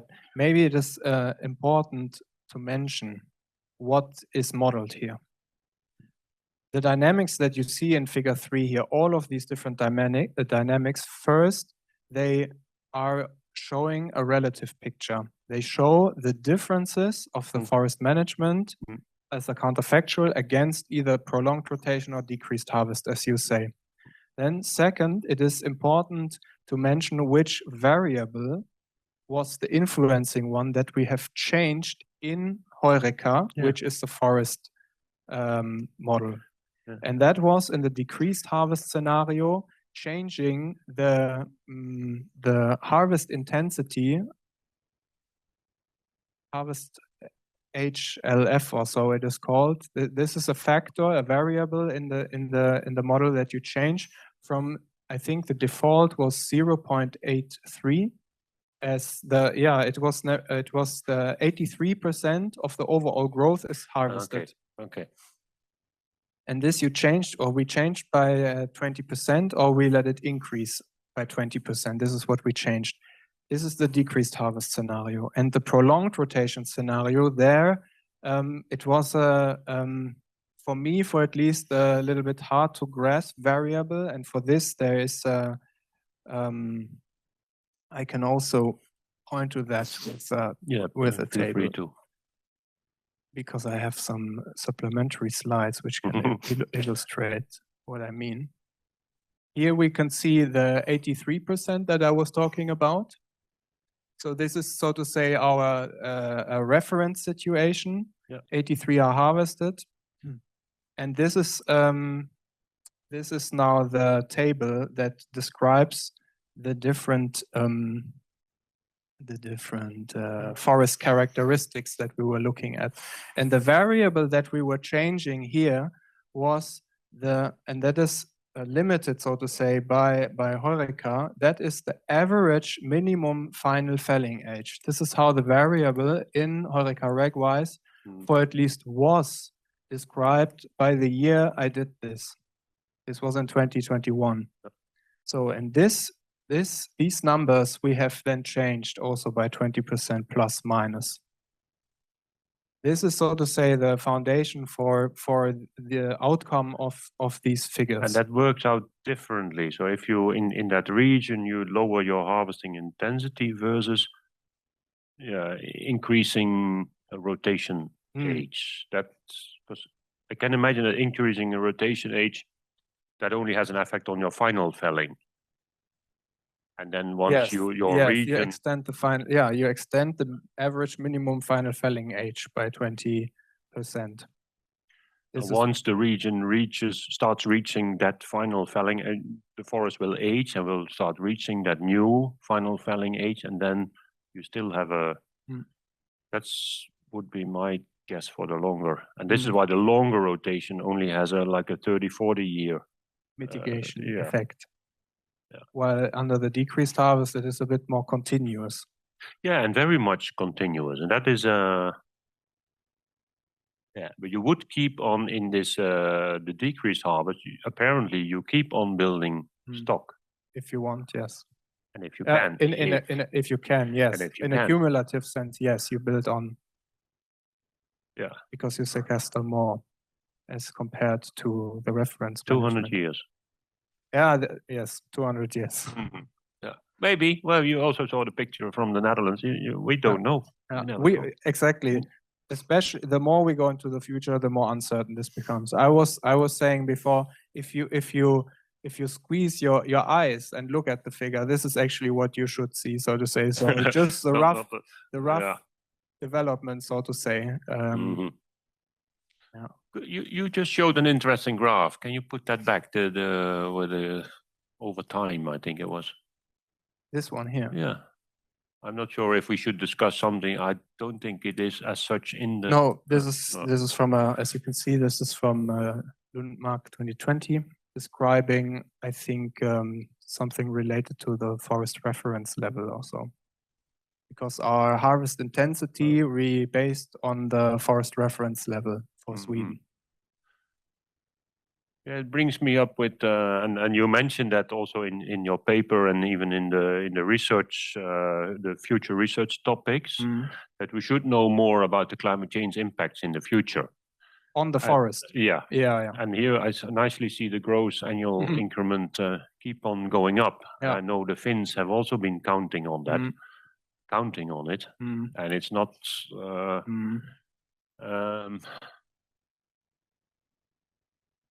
What would you? Well, climate brings its extremes, and already in southern Sweden, spruce is under some pressure. Do you still believe in this? No. Okay. I just don't. Because also this is, we see it in the LULUCF reporting that it is declining. And there's a time lag of several years within the LULUCF reporting. So what we see now, so to say, is already years old. Yeah. And this is a big problem that we have.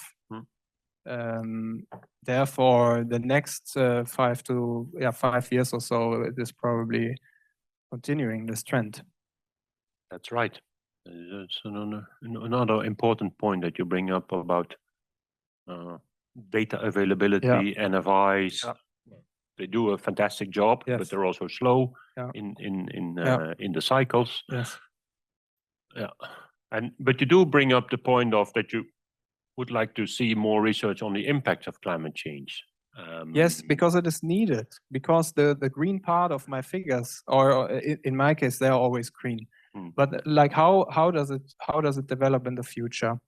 in this. But yeah. how would you do that? Because I'm already in the field quite long, and I see this remark being made already for 30 years. So what exactly would you like to see there? I would like to see improvements, and this is done. This is under development as far as I can, as far as I know. For example, concerning HoReCa, to account for increased disturbances from forest calamities in terms of increased mortality from drought or increased extreme weather events, fires, windfall, and such. But at the moment, or at the point where we were modeling, it was not to a sufficient degree it was given, and therefore we left it out. But on the other hand, we also left out like an RCP 4.5 scenario, for example, which is possible to include in HoReCa, which increases the growth, because it includes like an increased global temperature, and with that also the assumption that the trees would grow faster, which they, following, for example, or for at least the sink effect, they on overall the growth does not increase. So these are things.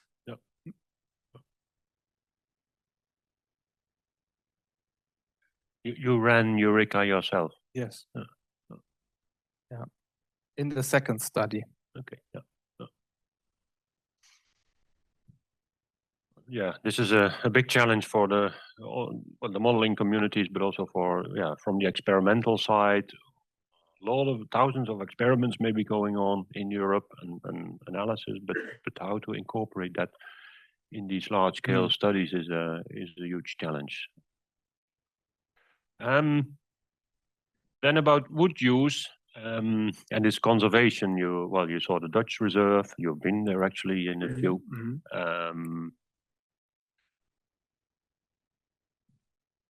On the other hand, conservation always leads to a polarized discussion. There will be no wood anymore available.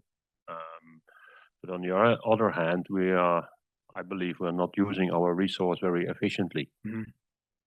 The industry tends to say we're highly efficient. But if you look at the total harvest in Europe of 500 million cubic meters, 20% goes straight into household stoves. Was producing a bit of energy.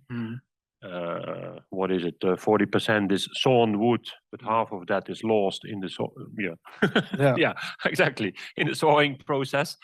The sawing losses maybe end up in panels a bit, and the pulp and paper. Half of it is black liquor, and paper we tend to have a lifetime of a few weeks, maybe. Yeah. What could be done that if you want to conserve, I would say that it is necessary to put more strict conservation in some areas in Europe. But that does have an influence on the wood balance or the wood provision. How would you improve that efficiency of the wood on this? Yeah. Well, one example is paper 4. There's a slight potential still to increase paper recycling. What can we do with the pulp? We can, as I explained, on the one hand, we can reduce pressure on the forest, saving pulp log harvest a little bit, for example, by reduced thinnings or so. On the other hand, we can use the exempt or saved pulp amount to produce viscose also, which is hopefully worn more than 1 year or so. So this is a tiny example. On the other hand, if one, for example, would prolong rotations, one gets thicker trees, one has for at least the potential, the opportunity to get a larger share of saw logs, thus sawn wood, thus construction wood, thus more carbon storage, which we also saw in the diagram that I showed, which is a part of this figure 3. However, setting more aside, then you have the problem with leakage effects and inter-regional leakage within Sweden, and then international leakage. Especially for Sweden, this is of relevance because most of this is basically exported.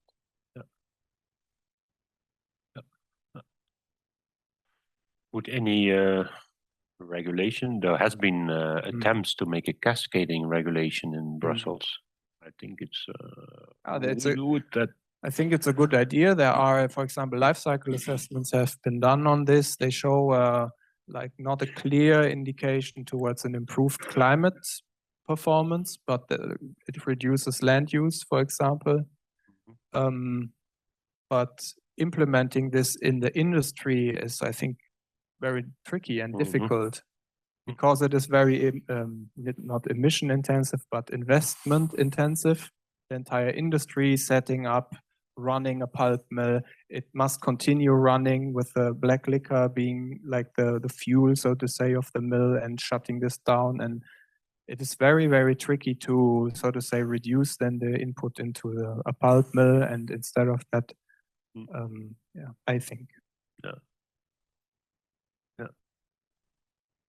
And you might start interfering in a market where you do not know what exactly is going to happen. Also this, then we talk about market effects leakage, for example. If Sweden is a large paper product producer, and if this is not continued and they want to go more into thicker trees and more sawnwood-based products, then the pulp products, paper products, must be sourced from somewhere else, from eucalyptus plantations in South America also. And it is the question whether we want, so to say, the environmental impact to happen in our own garden or in the garden of somebody else. So to say, from a European perspective or a Swedish perspective now. And there's also how in my mind how we see these resources, and it's woody resources are in principle available everywhere. There's lots of it. It's maybe a tight market, but there are also lots of it, and it's cheap. The raw material is cheap, and that means that you push through as an industry as much as possible with a small margin often. And that makes me think, like I was in the Danube floodplain, a lot of poplar plantations. It is by natural, it's a oak forest, but a lot of poplar plantations. I have nothing against poplar. It's a 40-year rotation. It's being sawn into crates. Crates are used for 2 weeks, and then plop into the incinerator. This is, I think, how we see the resource. I don't know, just 40 years there, 2 or 3 weeks, and it's gone. That mindset maybe has to change also to in order to keep on reusing somehow that material. I know it's all this recycling with nails in it and paint on it. It is difficult, but there is some progress to start using that sort of material also for example, for OSB panels or. I think very important is the mindset whether you perceive forests as a renewable resource or as a limited resource. And I have learned different narratives also. Yeah, that's right. Good. We'll dive a bit more into. I'm jumping a little bit. I hope it's not too complicated. Paper 1 on this the PET bottle versus a carton. One of the big effect has the soil organic carbon development, if I'm right on your somewhere you're right. The largest sink is in the soil organic carbon. That's the largest. I mean, the stock is the largest. But also in the cooling effect in figure yes. 4 or 5. Yes. Okay. Now I see what you mean.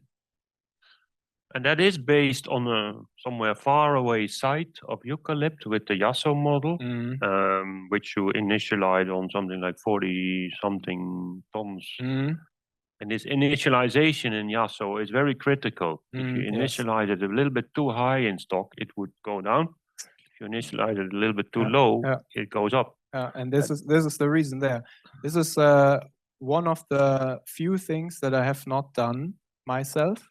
There's another co-author in this paper who did this soil organic carbon modeling before I actually started the position. Okay. And I have never met her, and yeah, but that's so perfectly okay. But I can explain this. This is exactly what you described, because this change in the temperature curve that you see in the figure that you pointed to is exactly because of this initialization. It's the starting value that matters, that you then compare against your counterfactual land use, which was the grassland, I think. Yeah. And this is why here it appears to be larger, but this is a modeling artifact. Yeah, and I think in the text you point at the uncertainty there, but it's it has quite an impact. Yes, it does.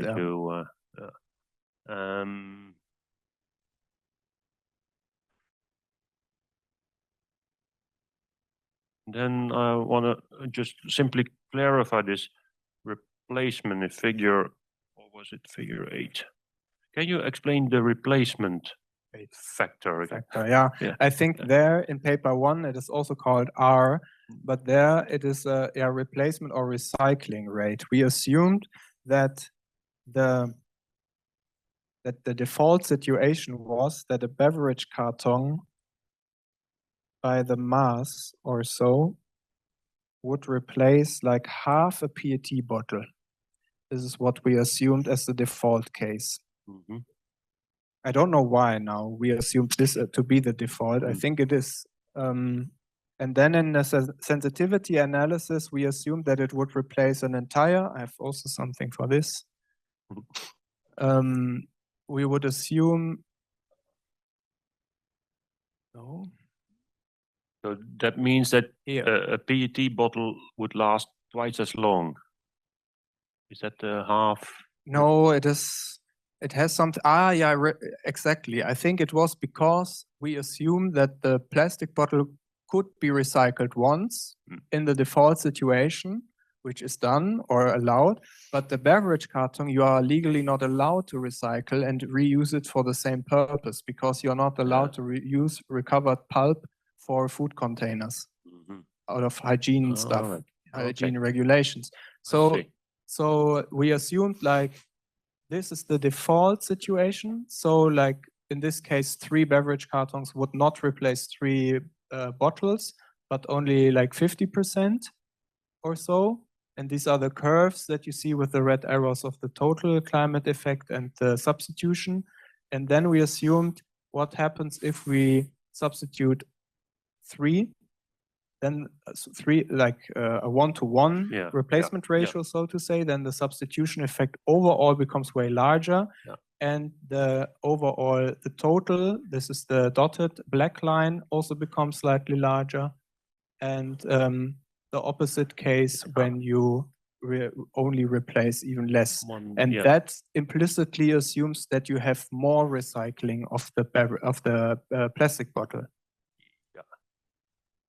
This was the assumption, like this was the, let's say, simplified way of accounting for recycling in this study. We did not discuss these questions beforehand. If you might start to think that why does he have this? No, this is a recycled slide. Yeah. This is what I was wondering, because I'm already using this one half a year as my water bottle, and it can be grinded, and then the plastic could be used 10, I don't know how many, 10, 20 times.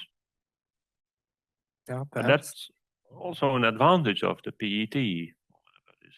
Or of aluminum, for example, versus wood. And it's not always the renewable resource that stands out better. And the renewables have another thing that I would like to Because I could also say, let's say I'm the lobbyist for the PET bottle. I say, well, I pump up a little bit of oil, few drops somewhere far away. I have a well, nobody sees it, also an advantage.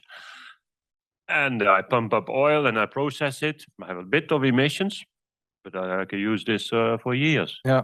And for your carton, you need millions of hectares in a sensitive area, biodiversity rich. What do you say?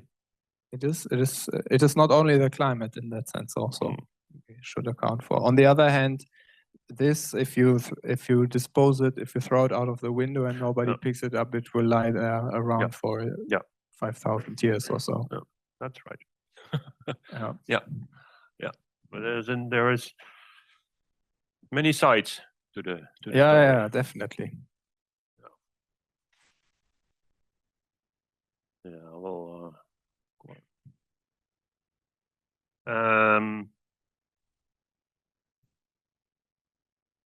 we talked to two. There's one detail on paper 2, this concrete replacement of 9.7. Where is that? This has a big influence. In table 3, replacement rate of 9.7. And I could sort of understand the steel, 0.2. That, well, I could not. Well, in all of course, you have to read this. Yeah. But where this comes from? Where it comes from? Yes, it comes from the assumption. Let's have a look. Replacement rate, right? It assumes exactly replacement rate. It says in the description of the table is expressed in mass units of replaced product per 1 mass unit of harvested wood product. So that means you have per ton of wood, you avoid 9.7 tons of concrete. This is the assumption. Because per volume that you would install, concrete is way more heavy than the wood in this assumption. But it is very important to state here that this 9.7 that I have used here is an average again out of different studies who have put forward different values. The largest value from a study puts forward 25.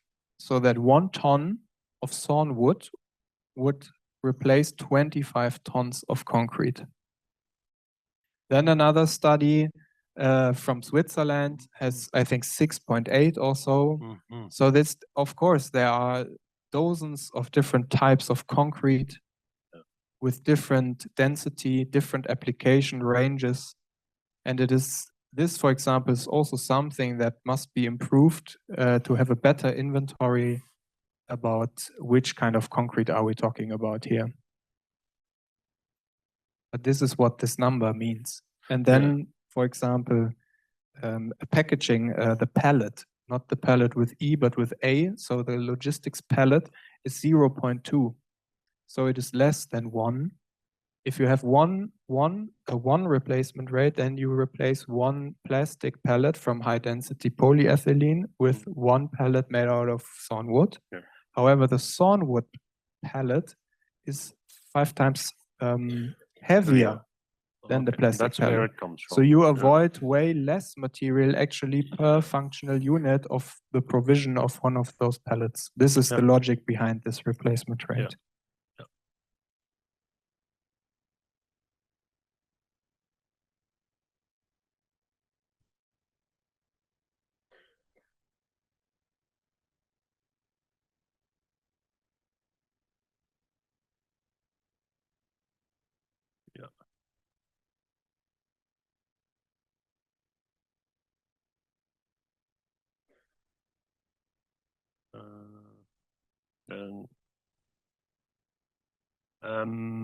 I'll be quick. I'm almost at the end. A little bit about paper 3, the CLT housing and the timber frame housing. Maybe we have touched upon this a little bit. Figure 5, where you give the net, this total line, and the timber frame actually stands out very well, but that is a different type of housing. If you want high rise, Exactly. then you will need CLT. Yes. Yeah. And that is, again, the black line, that is not what the atmosphere sees, right? Why? It's a comparison of. Exactly. That is true. It's a relative picture. That is true. Yes. Yeah. It is the mitigation effect that would be possible if we build with wood instead of concrete. Yeah. That is true. It's a completely relative picture. Yeah. Yeah. So if we build with wood, what the atmosphere sees is probably the upper part. Yeah. Also this. Yeah. This is what would be lost in terms of carbon sequestration in the forest. And the beige light brown part, this we could perhaps also see because this is additional carbon storage and products. HWP. These are additional sequestration. The beige part. I chose a bad color here. I think. This one. Yeah. Yeah. That's indeed. The minus is always sequestration or. Yes. Then we're on the same track there.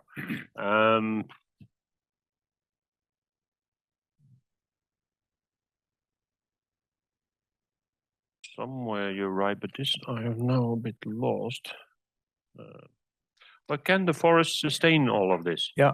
This is maybe my last point. All this wood demand and well, in Europe, the harvest is already in some countries, like I showed for Czech Republic, the harvest is already much higher than they act as a source. That means they will have that's an oversupply now. They will have an undersupply in the future. Maybe this will also happen in southern Finland, southern Sweden. The harvest is already very close to the increment. Yeah. So can we sustain all of this? Well, we have calculated that as well because we assume that the additional wood would be sourced only within Sweden also to avoid leakage. So only within the country. What you see in the left-hand figure is the additional roundwood harvest compared to continuing with concrete in a cumulative sense until 2030, 2050, 2070. For both of the different scenarios, where until 2030, for example, CLT is a little bit smaller, which you may wonder about. But this is solely because there is a relative switch also because the housing at the moment is based on this average timber frame. So this would decrease while CLT gets larger. How much is that now? How much are around 9 million cubic meters by the year 2050? If we compare this to what was harvested in the past. So I was thinking, okay, what could be a benchmark for this? What do we need in the next 10 years? What have we harvested in the past 10 years? What would we need in the next 30 years? What have we harvested in the past 30 years? And so on. Then the result of that is comparing the very left figure to the very right one. Very left shows the figure what we would need to make this scenario to become reality in terms of additional wood. And the right-hand picture, we see what was harvested in terms of saw logs only in Sweden. Cumulatively. In a cumulative, so in the past, from 2020, seen 10 years, we have harvested roughly 400 million cubic meters of saw logs in Sweden. And in the future 10 years for realizing this scenario, we would need about 1 million cubic meters of saw logs per year. No, in a cumulative sense.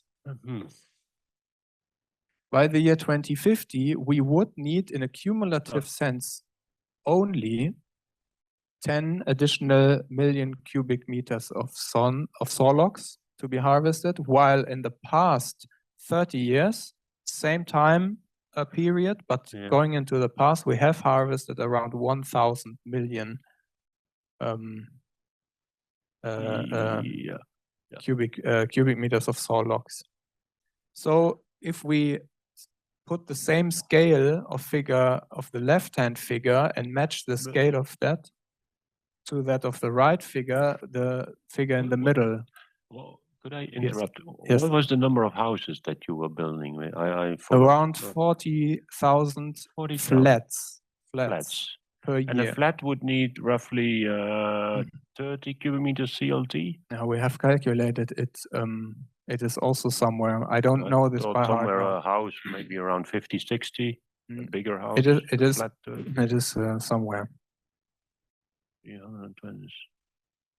So you need 1.2 million cubic meter of CLT, and if you add 50% soil losses, that's 2.5. I would come to 2.5 million cubic meters per year, round wood. The inventory data, this is important to take into account. We need functional equivalence between the concrete flat and the timber flat. Yeah, we want the same, right? Yeah. So, and this is important in this context, because this back of an envelope calculation can be misleading, because there's a change in the conversion ratio also of the saw logs to the actual, which are here cubic meters, to the actual mass that we need per average square meter. And we have backtracked this. We have had a look at an inventory of this concrete and timber frame flat. And by the way, also the concrete flat includes some wood in the inventory or so. Yeah. So we don't substitute, so to say, 100%, but it is a little bit less. So from your point of view, this seems exactly. This is the message from this paper, that it is basically around only a 1% of what was harvested in the past. I found that very small. Yeah, it is very small. No. Yeah. Thank you very much. Yeah, I very much enjoyed it. Yeah, and, the same. So then I hand over either to the chair or the committee. Yeah. Thank you. Yeah.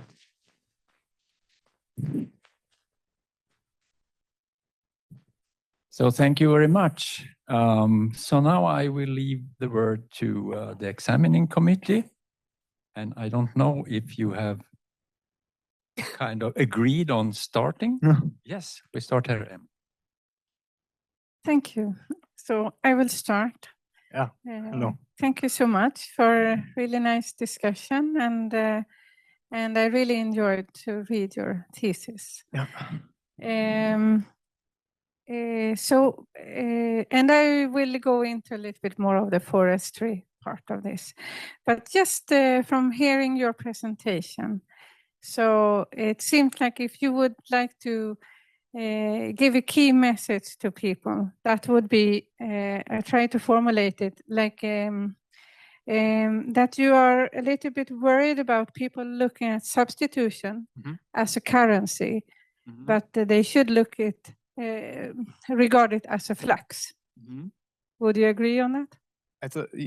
So comparing rather currency, you mean? No, but that people look in, that you are worried about people seeing substitution as a fixed, a steady state. Yes. And something that but what you're trying to say is that it's super dynamic and it changes all the time. Yes. And this is to be adaptive and to make a change, we need to change the mindset about how we see or how we perceive substitution. Yeah. Yes. Yes, this is exactly how it could be described. Yes. Yeah, it needs a proactive attitude rather than a stagnant one also, in order to improve substitution effects. They are not there just because we are doing whatever we do, but it is the margin, in my understanding, what is the substitution. And for an additional margin, we have to do something. And with this, I would say, because you said in the beginning here that your target audience was other researchers, and then I would strongly disagree. Then you have a really important message to everyone, isn't it? If you want, yeah. Yeah, because I mean the substitution discussion does not only concern the field of forest research, but it is also applicable, of course, to the food sector. because there also substitution is taking place. Classic example, like an oat drink replacing the milk, and therefore contributing to an improved environmental benefit also. But yeah, the more oat drink we drink, is it really better for the climate or whatever? This is a question. Yeah. Yes. So if we go into the forestry part of your studies, you said that you are not a forester, but you are going really deep into forest science, I would say. And you told us now that you also did the Heureka. You have run Heureka yourself.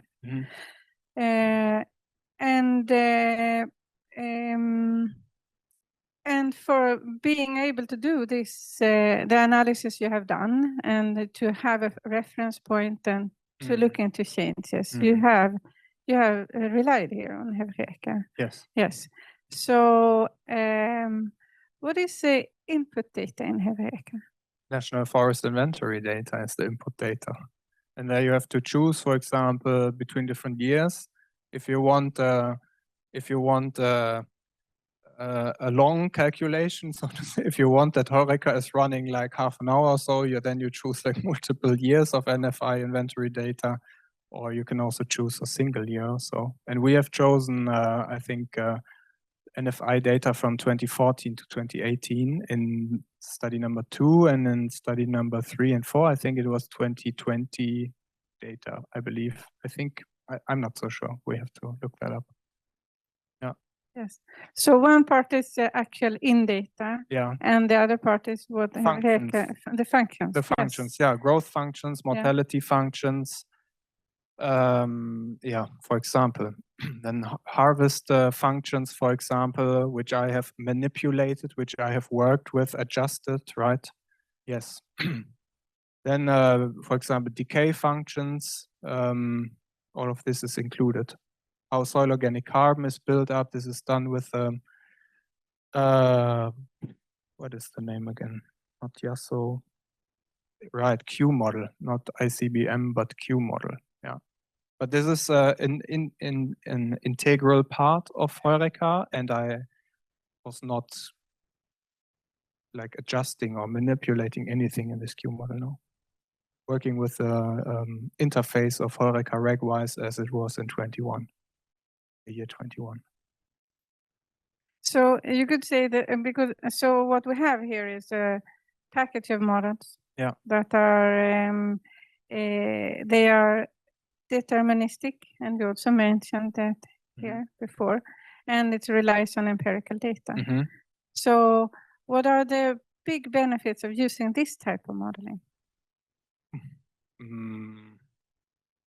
Well, that you, regardless of the kind of analysis that you are doing, you can always rely on basically the same functioning of the model. So this is what I would say. So it increases the reliance on the model because you always rely on the same functions also.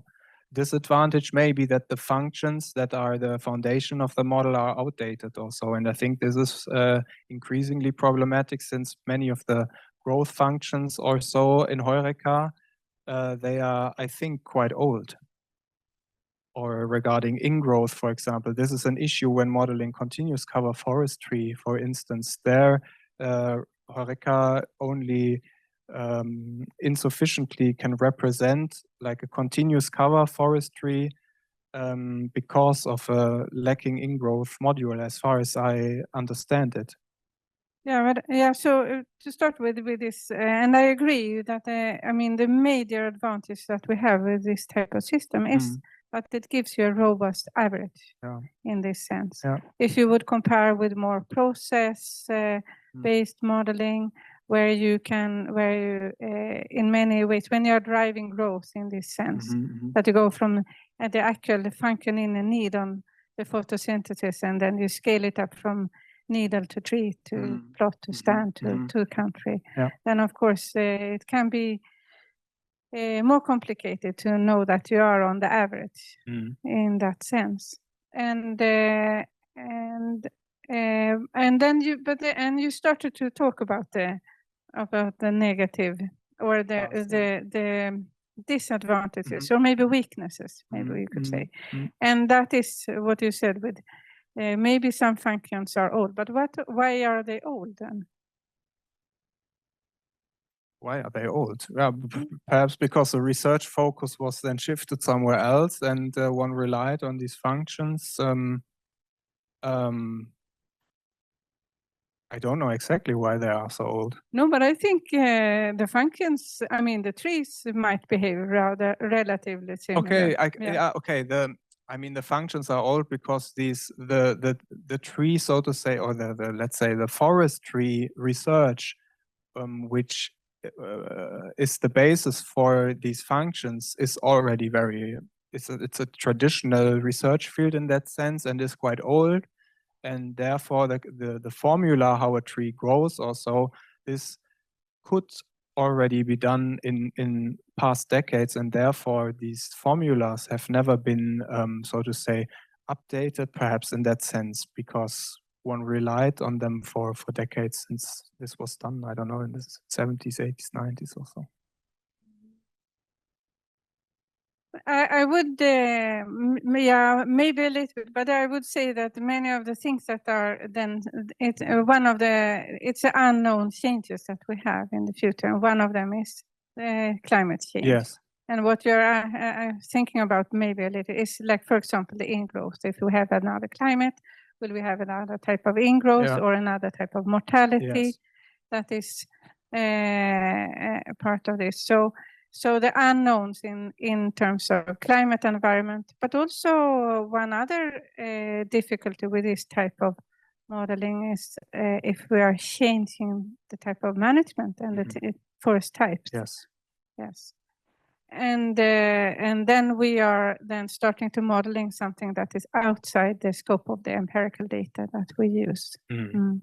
But I think here you nicely have avoided that. So you are within the frame of the forest types that you can say that is, I would agree, is very reliable.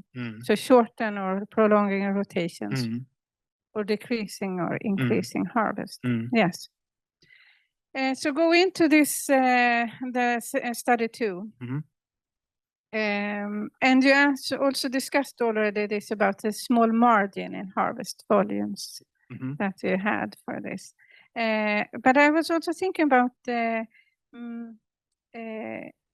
because in this is also the behavior of people when you're changing these systems. So how did you discuss, for example, the changed behavior in thinnings with this prolonged or shortened or reduced or increased harvest? Did you, when you formulated this models, did you discuss how to change thinning regimes, for example? I think we kept that as the default in HORECA. You can adjust the thinnings. There's a own module for this, I believe, but we left that as the default. We changed only the single variable here.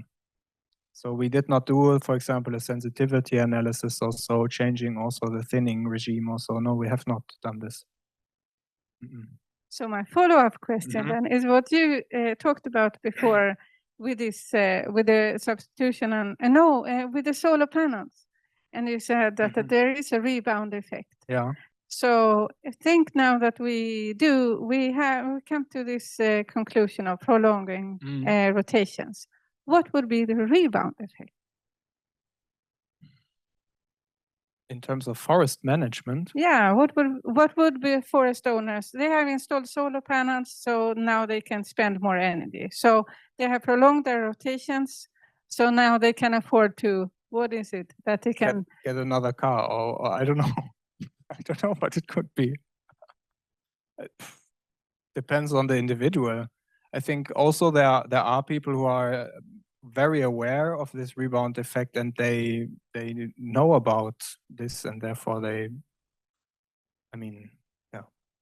you can just prolong the rotation and do nothing else, keep everything the same. Ceteris paribus, so to say.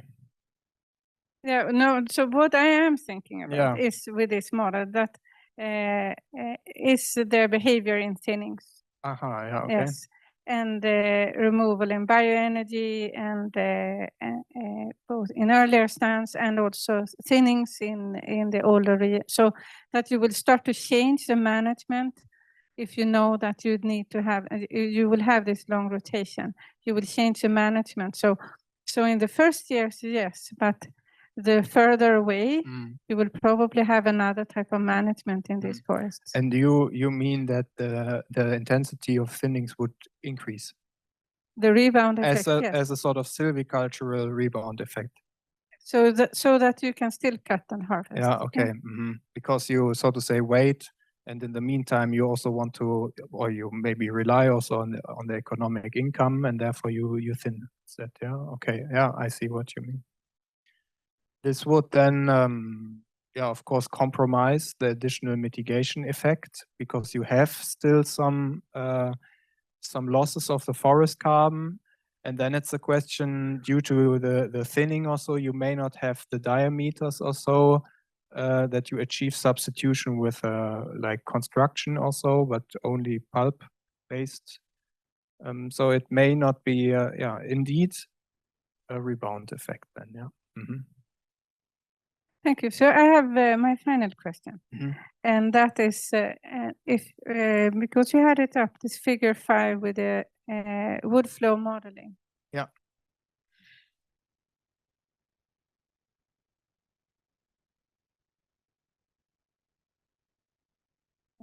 And I think this is really nice figure. And if you would if you take into account the whole studies that you have done and the work that you do, maybe to look into the future also.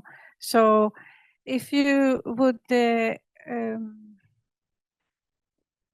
you had not so many choices to do, where would you say that the best mitigation, where would you put your money to change things? There. I would increase the amount of construction wood, for example, because then you have more storage in biogenic carbon storage in the long-lived products. You can substitute for concrete and steel, which are very emission intensive, when we only talk about climate impacts now. And at the same time, by investing more here, it creates incentives for example, prolonging rotations, and in the Swedish case, therefore, an increased forest carbon sink. This is what I would do. And at the same time, but this is then the issue, decrease this fraction here. But it is the question, what, for example, should be a substitute for the internal energy in pulp making, for example, with the black liquor. What should it substitute for? The other way around, what should substitute for the black liquor? So this is. Thank you. Yeah, thank you.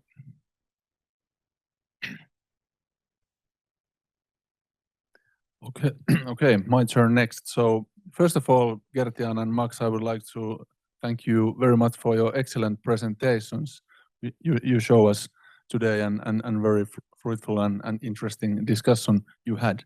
And second, I would like to congratulate and thank you for your thesis, because it was very well and clearly written, and it was really nice also to see, and important to see that it was, from my perspective, it was conceptually coherent. So the methodologies, choices, and how do you present there, how you also explained the substitution concept, that was excellent, and all those stuff is really well and coherently presented in your thesis, which I cannot say for many LCA studies, because there are actually most of the LCA studies which concerns land use somehow, or biomass, CO2, biogenic CO2, they are incoherent in many senses. So that is a very important to note. So that's why this is also a very important contribution to all this discussion.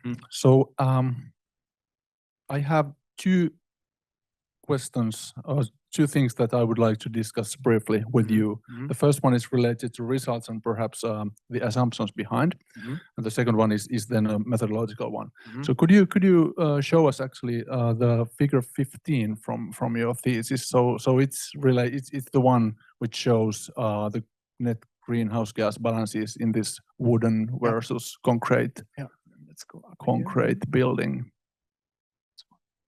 That one, yeah. So if you talk about, for example, the left-hand side figure, so because this was the result where I had most hard time to understand why the result looked like it is. So you get immediately like reduction in net greenhouse gas emissions starting from 2020. So first, could you say something about the substitution displacement factor behind? Because in your paper 2, in the table, it was mentioned that substituting concrete or steel, the displacement factor would be 0.8 ton C per ton C. Is it similar here or different? In fact, we have not calculated a displacement factor in this study because, I mean, you could do with what you have here in front of you, you could actually calculate a displacement factor, but we did not. It is optional. What we have just done is having the functional unit based emission of the concrete alternative and the wood alternative and just plotted it here. This is what we have done. So, But based on the paper 3 and those table and data provided in the table, I calculated that if I calculated and got it right, I think the substitution factor would be something like 3 behind this.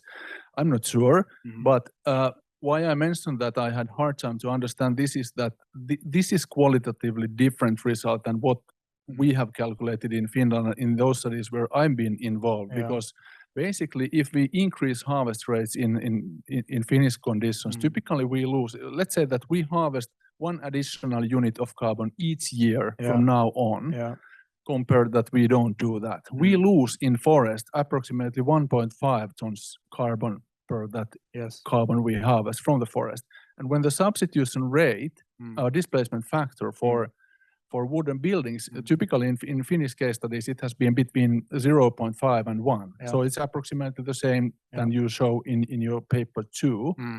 We actually create net emissions to the atmosphere, considering also that only a part of that wood goes to those harvested wood products, and there are like sawdust and things like that taking place. So that's why it was difficult for me to understand that how on earth you can get immediate cooling effect. Because probably simply because based on the emission data that we have used here, we arrive at this displacement factor.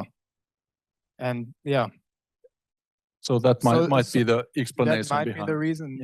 I don't know it now. I don't know what, but basically one could calculate it easily from the data in the paper. But we have not done it here, and I regret also that we have not done a sensitivity analysis about the emission data of the concrete, because I think we only used a single data set for this, and I regret it now that we have not used like at least some variation there. All right, that might be. Then could you say something about the behavior of the forest carbon? So here, how it behaves like it behaves? So it goes to almost 0 in 2030, and then it goes to 0 2070. How can that happen? That is based on the H-class distribution of the forest.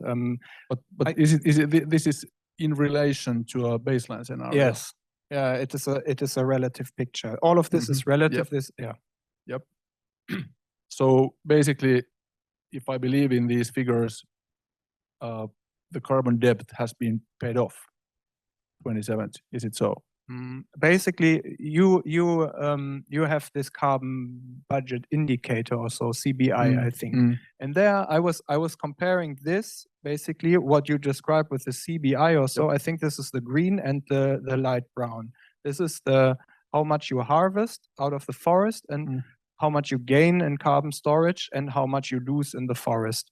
And there it was a kind of a you write that it is in the medium range that you have the largest forest carbon loss also in the medium time horizon or so. And then I was thinking, roughly this pattern, which is produced out of Heureka, fits this overall shape of loss of carbon over time.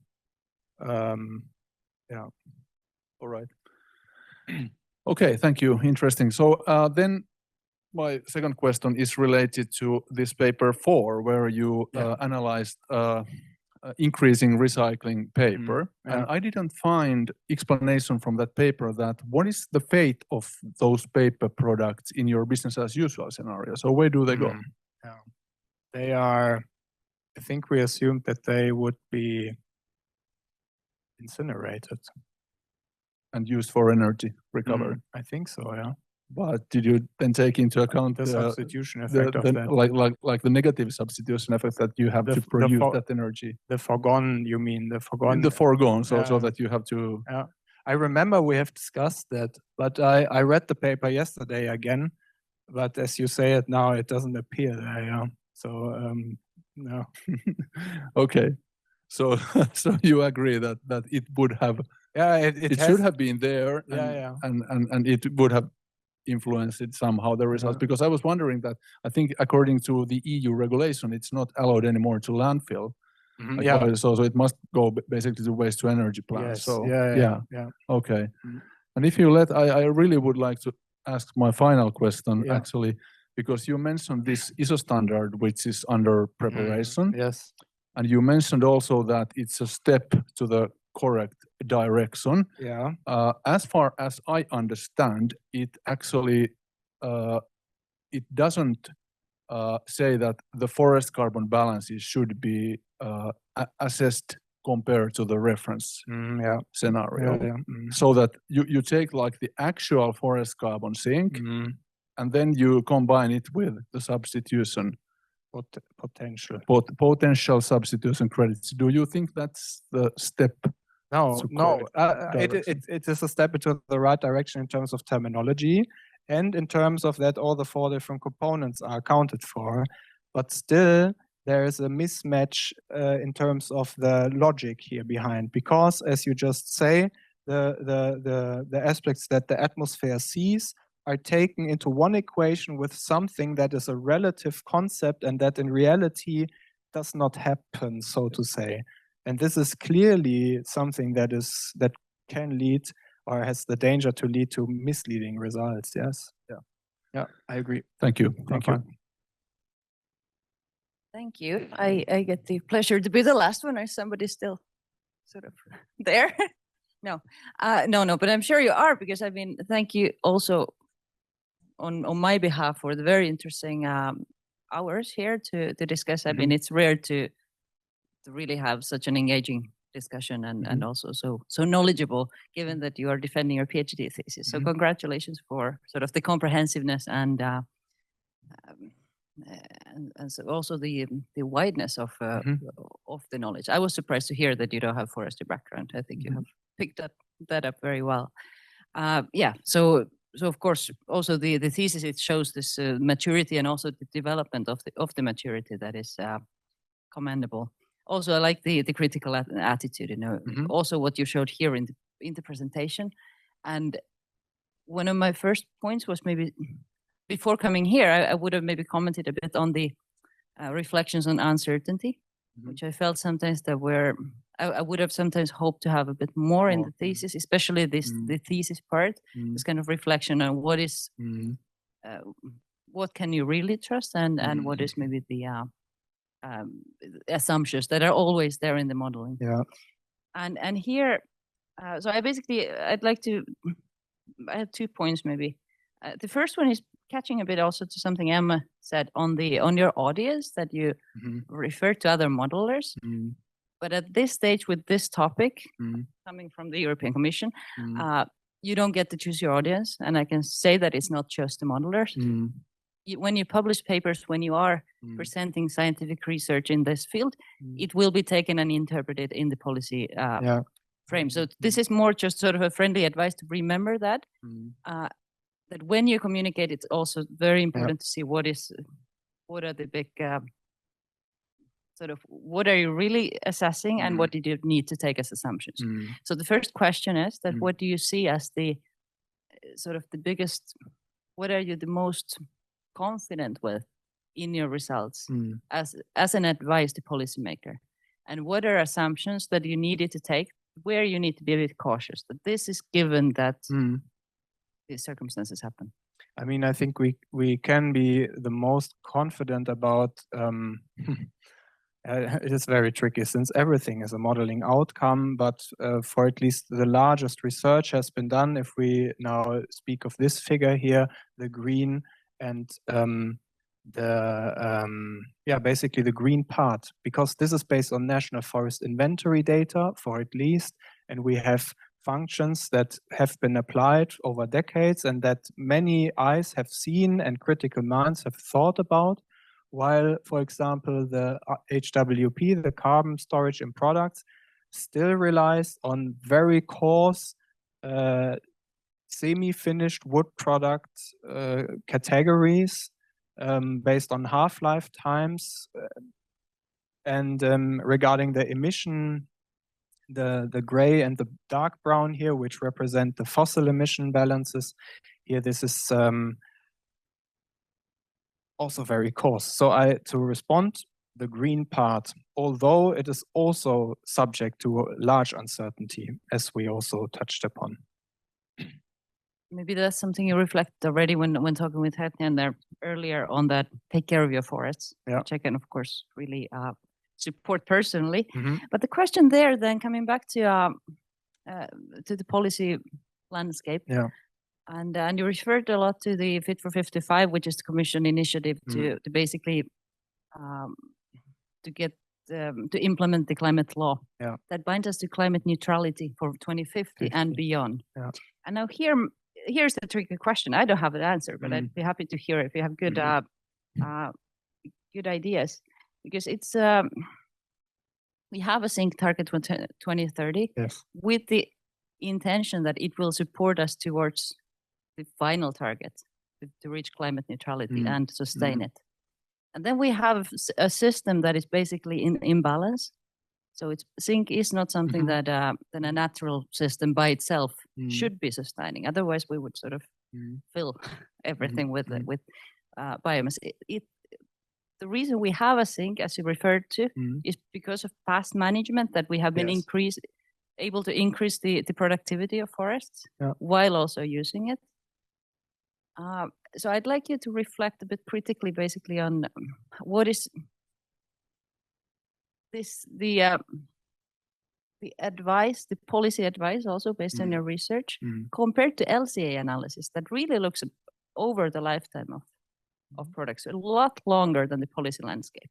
So sorry, this is a bit of a difficult introduction to the topic, but basically, here we need to make climate policy with something that has long time frames, where decisions you make now might have one come to one end in the first decades and then have a completely different outcome for the future. So what is your view, sort of how to address this fundamental question in the timescales? Well, first one must understand that foregone activity now is foregone. So if this becomes apparent and very obvious if you look how climate change works or global warming works. So the molecules in the atmosphere, they will persist for at least carbon dioxide over millennia, centuries for at least. And if we emit today has an effect compared to emitting something later or so. This is very important to understand. And I think if I got you right, my response would be that it is crucial to find really this link between this LCA-based world and the policy world, because in my recent research with colleagues at IASA, we also use the same LCA methodology, but we want to apply this basically on a global scale, looking at Sweden, but also the climate impact of the Swedish forest sector outside of Sweden and the rest of the world, since 70% of the products are actually exported. And they, therefore, one could say they comprise a significant chunk of the part of the climate impact, whatever that then is. but there is such an inconsistency between the actual values which are reported to the UNFCCC and what we have calculated. And yeah, and then there are colleagues who say, okay, this is a modeling exercise which arrives at a result, but what does it serve then if it's not, so to say, applicable for a political audience which may have to deal with this? Maybe I lost you there. Sorry, what is the what values do you mean by reported to the UNFCCC? Yeah, for example, the emissions of the forest industry, the fossil emissions of the forest industry, which are part of the industry sector that are communicated to the UNFCCC. How large are they? I don't know it now, but we have calculated the emission also based on LCA data, life cycle inventory data more specifically, for the entire Swedish forest sector, and we arrive at very different outcomes. I think they are way larger, for example, compared to that which are reported. And how to bring this together? What are the data sources for the data which is reported? Who is reporting? I don't know that. Where the data come from? This is something I don't know. But I know how these LCAs are done and how these column figures are created, and I know now that there's a big mismatch. And this is something one needs to improve the communication between science and policy here in order to improve the understanding and also the coherence of the values. Similar as with the land use. Thank you. I mean, I think you answered already my first question, okay, again, from a bit different angle as well. So I fully agree and would support and encourage further as well to really pay attention to. I think what I've learned in my years, especially the policy making this far, it looks that there is no correct answer. There are answers that try to shed light to something, and you need to be clear on what is it based on and what are the assumptions. Yeah. Because then, based on a bit different approach, you might get a very different answer. Yeah. And with these questions that are so complicated, it's very nice to have this systems overview that a systems approach that you have used. Yes. So many thanks. Okay. Thank you.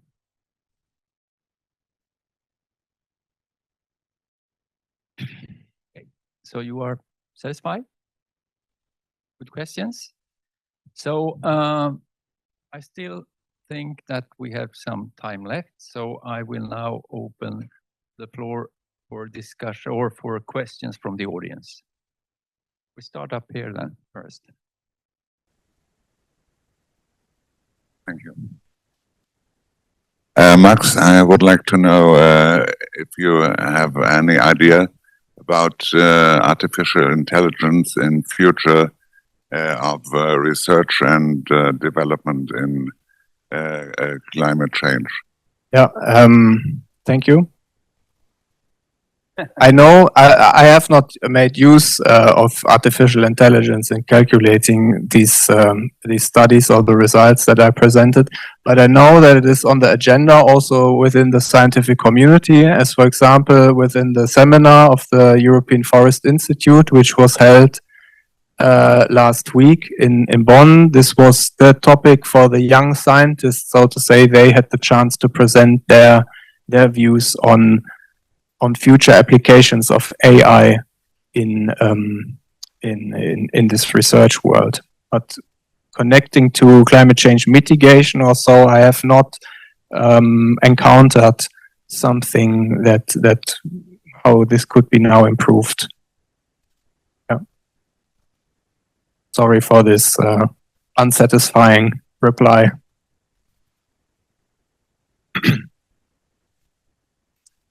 Thank you for excellent entertainment this hour. So we've learned from Sampo actually that there are two interesting things here. One is that the substitution factor in paper 3 may be much higher than we think is reasonable. And also in paper 4, maybe there is some missing pieces there in terms of the end of use substitution. So that brings up several interesting questions. I mean, things like this happens. So this is an excellent thesis. It's not about that. But first is, how do you think this will change the conclusions? The first, regarding the displacement factor of the concrete, it can, yes. This is why I already stated that I regret that we have not done a sensitivity analysis for at least on the emission value of the concrete.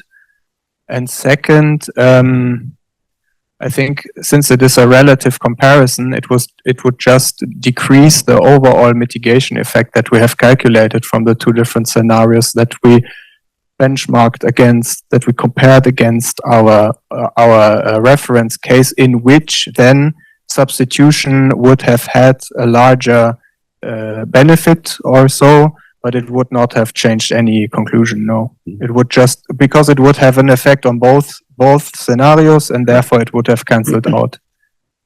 But in the first case, maybe the conclusion would be different. And we know all that there is an audience out there. It's not only other researchers, but your result will be used in the heated debate about the climate impact of the forestry. So I wonder if you have any thoughts about how should we handle this kind of problems. Now you need to write a new research paper to correct this, or should you send in a correction, or how should we? I mean, it's a bigger question here about how do we do research where one paper is sort of just a finished product, whereas the research process just goes on. We learn every day and we change our view of different problems. And that's not so well represented in the literature, I would say, because it's so slow. Do you have any thoughts about this? And maybe AI can help in that, for example. But I mean, it is also good that it is that slow, I think, as well as in a democratic political system. It's good that things work slow in a way, because it takes time to make good decisions also.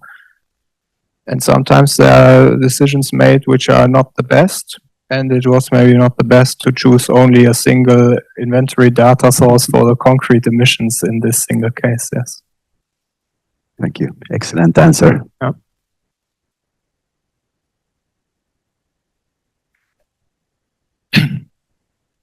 I have a follow-up question on paper 3 and about these displacement factors.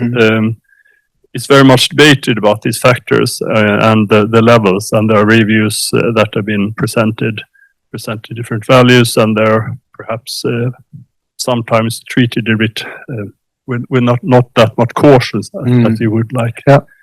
But about these claimed high levels of displacement factors that you have in paper 3, if you look at the marginal additional use of a specified wood product, in this case, this cross-laminated timber or timber frames in multi-story multi-family housing, also assuming this rather extreme scenario of transition from current levels of concrete versus wooden frame buildings.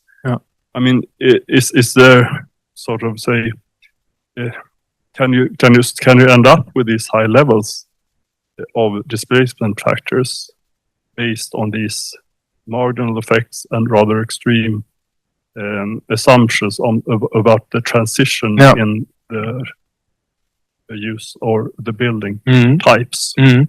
Yes, one can, because the displacement factor itself doesn't have anything to do with how extreme or not the overall scenario is, how many flats or whatever we replace, but the factor itself is just on the unit level. On one for example, a ton of concrete versus I mean, the formula of a displacement factor is just the emission balance of the fossil material minus that of the wood material divided by the amount of wood use.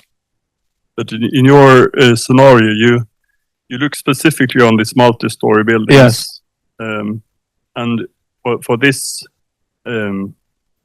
transfer of building types to these buildings compared to like the average building types, I mean, there will be very different displacement factors. Yeah, of course.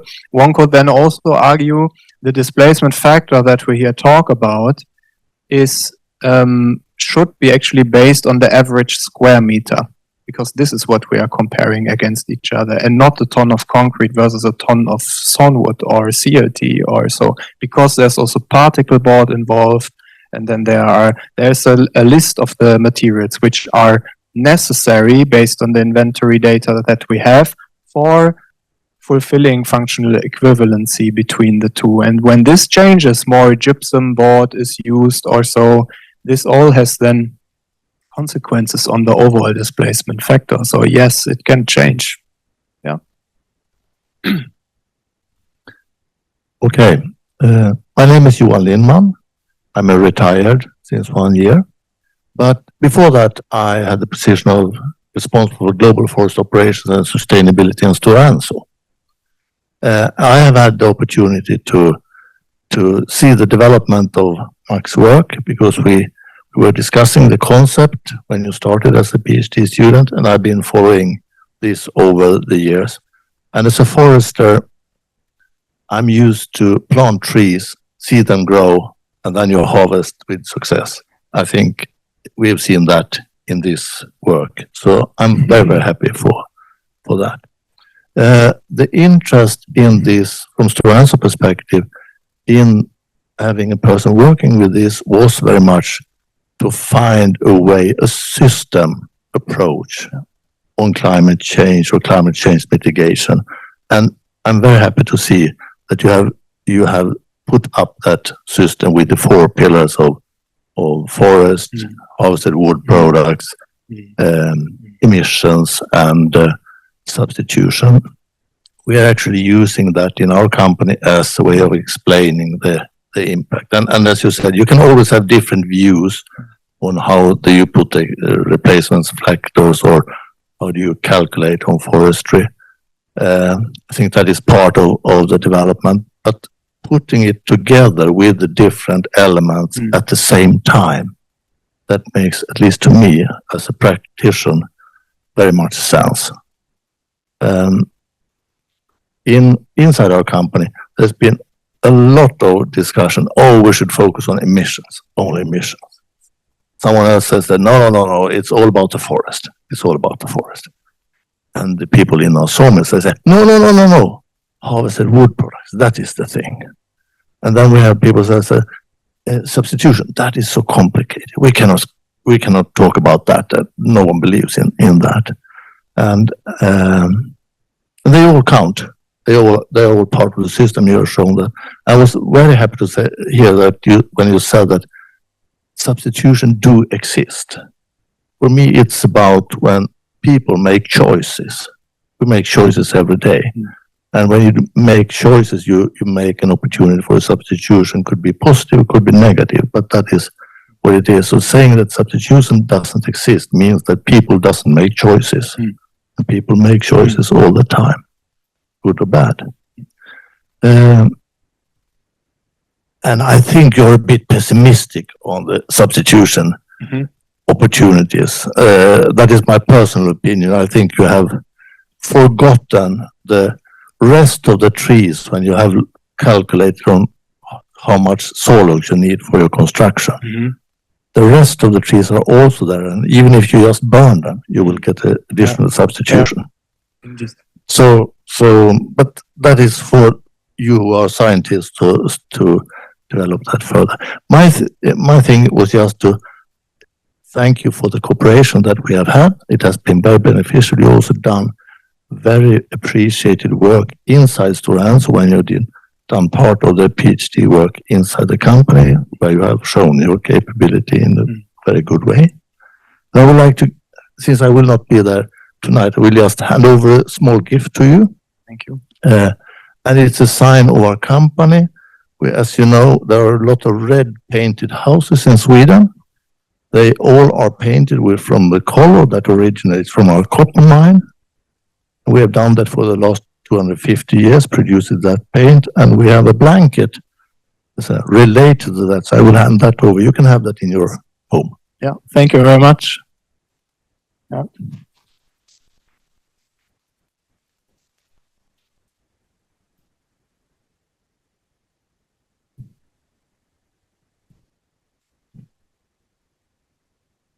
Thank you very much, Johan.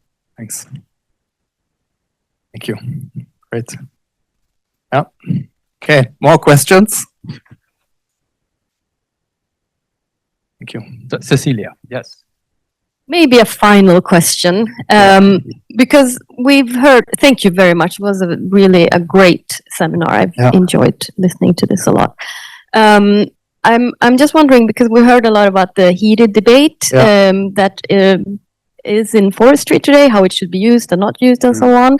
What would your critics say about your work? What do they think that you don't see? My critics... There are critics who say that I don't, as Johan also pointed to, that I'm too pessimistic about the substitution effect.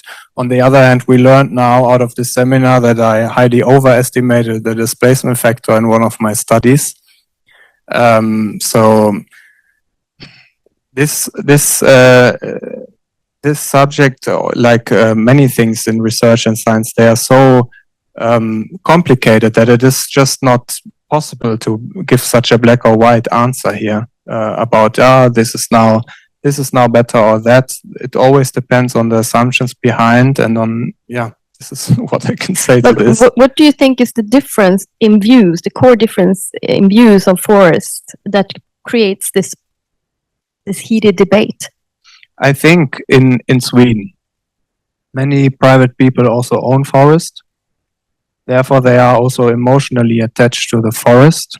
And therefore, some of the results may be those that some of the people just maybe don't want to see also. Maybe they rely... Nowadays, every individual is like asked also to act climate friendly also. It is a perceived societal pressure also perhaps for many. And therefore, it is then the question for many: is wood now good or not? Should we want to build a house? Shall we use wood or shall we use concrete? Shall we build no house? Yes, no house is the best for the climate. Yeah, the best life cycle assessment is the one that you don't have to do, but we have to live in some things and not in tents also. And this is, I think, the reason why this strong critique, or there are also two strong sides opposing each other, very strong in this research field. And I tried for at least to be critical in the research, and I have produced now results indicating, so to say, reduced forest use intensity to be climate beneficial, and I have produced results which state the contrary. So I can please both sides, and I also can, so to say, receive criticism from both sides. So I think that is fair.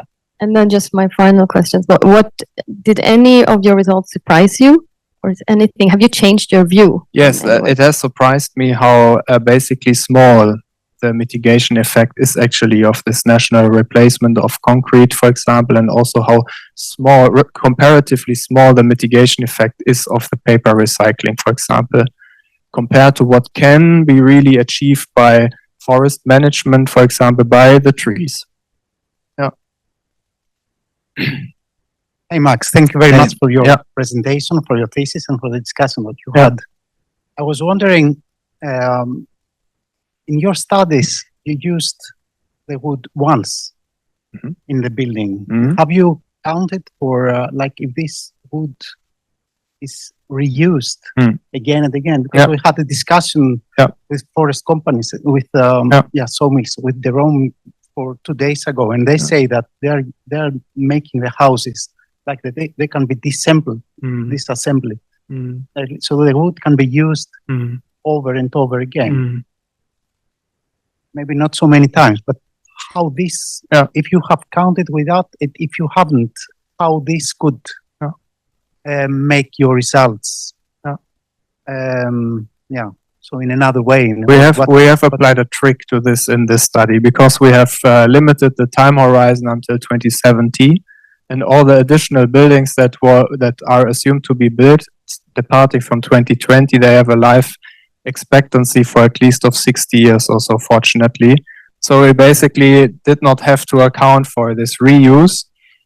again, the more you go into the future, the more uncertain it becomes. And who on earth knows which reuse facilities infrastructure may there be in place in the year 2070 when, let's say, these buildings are reused for, or hopefully they may not be reused before and they serve as what they are intended to be and not be needed to be torn down before. So this is what I think.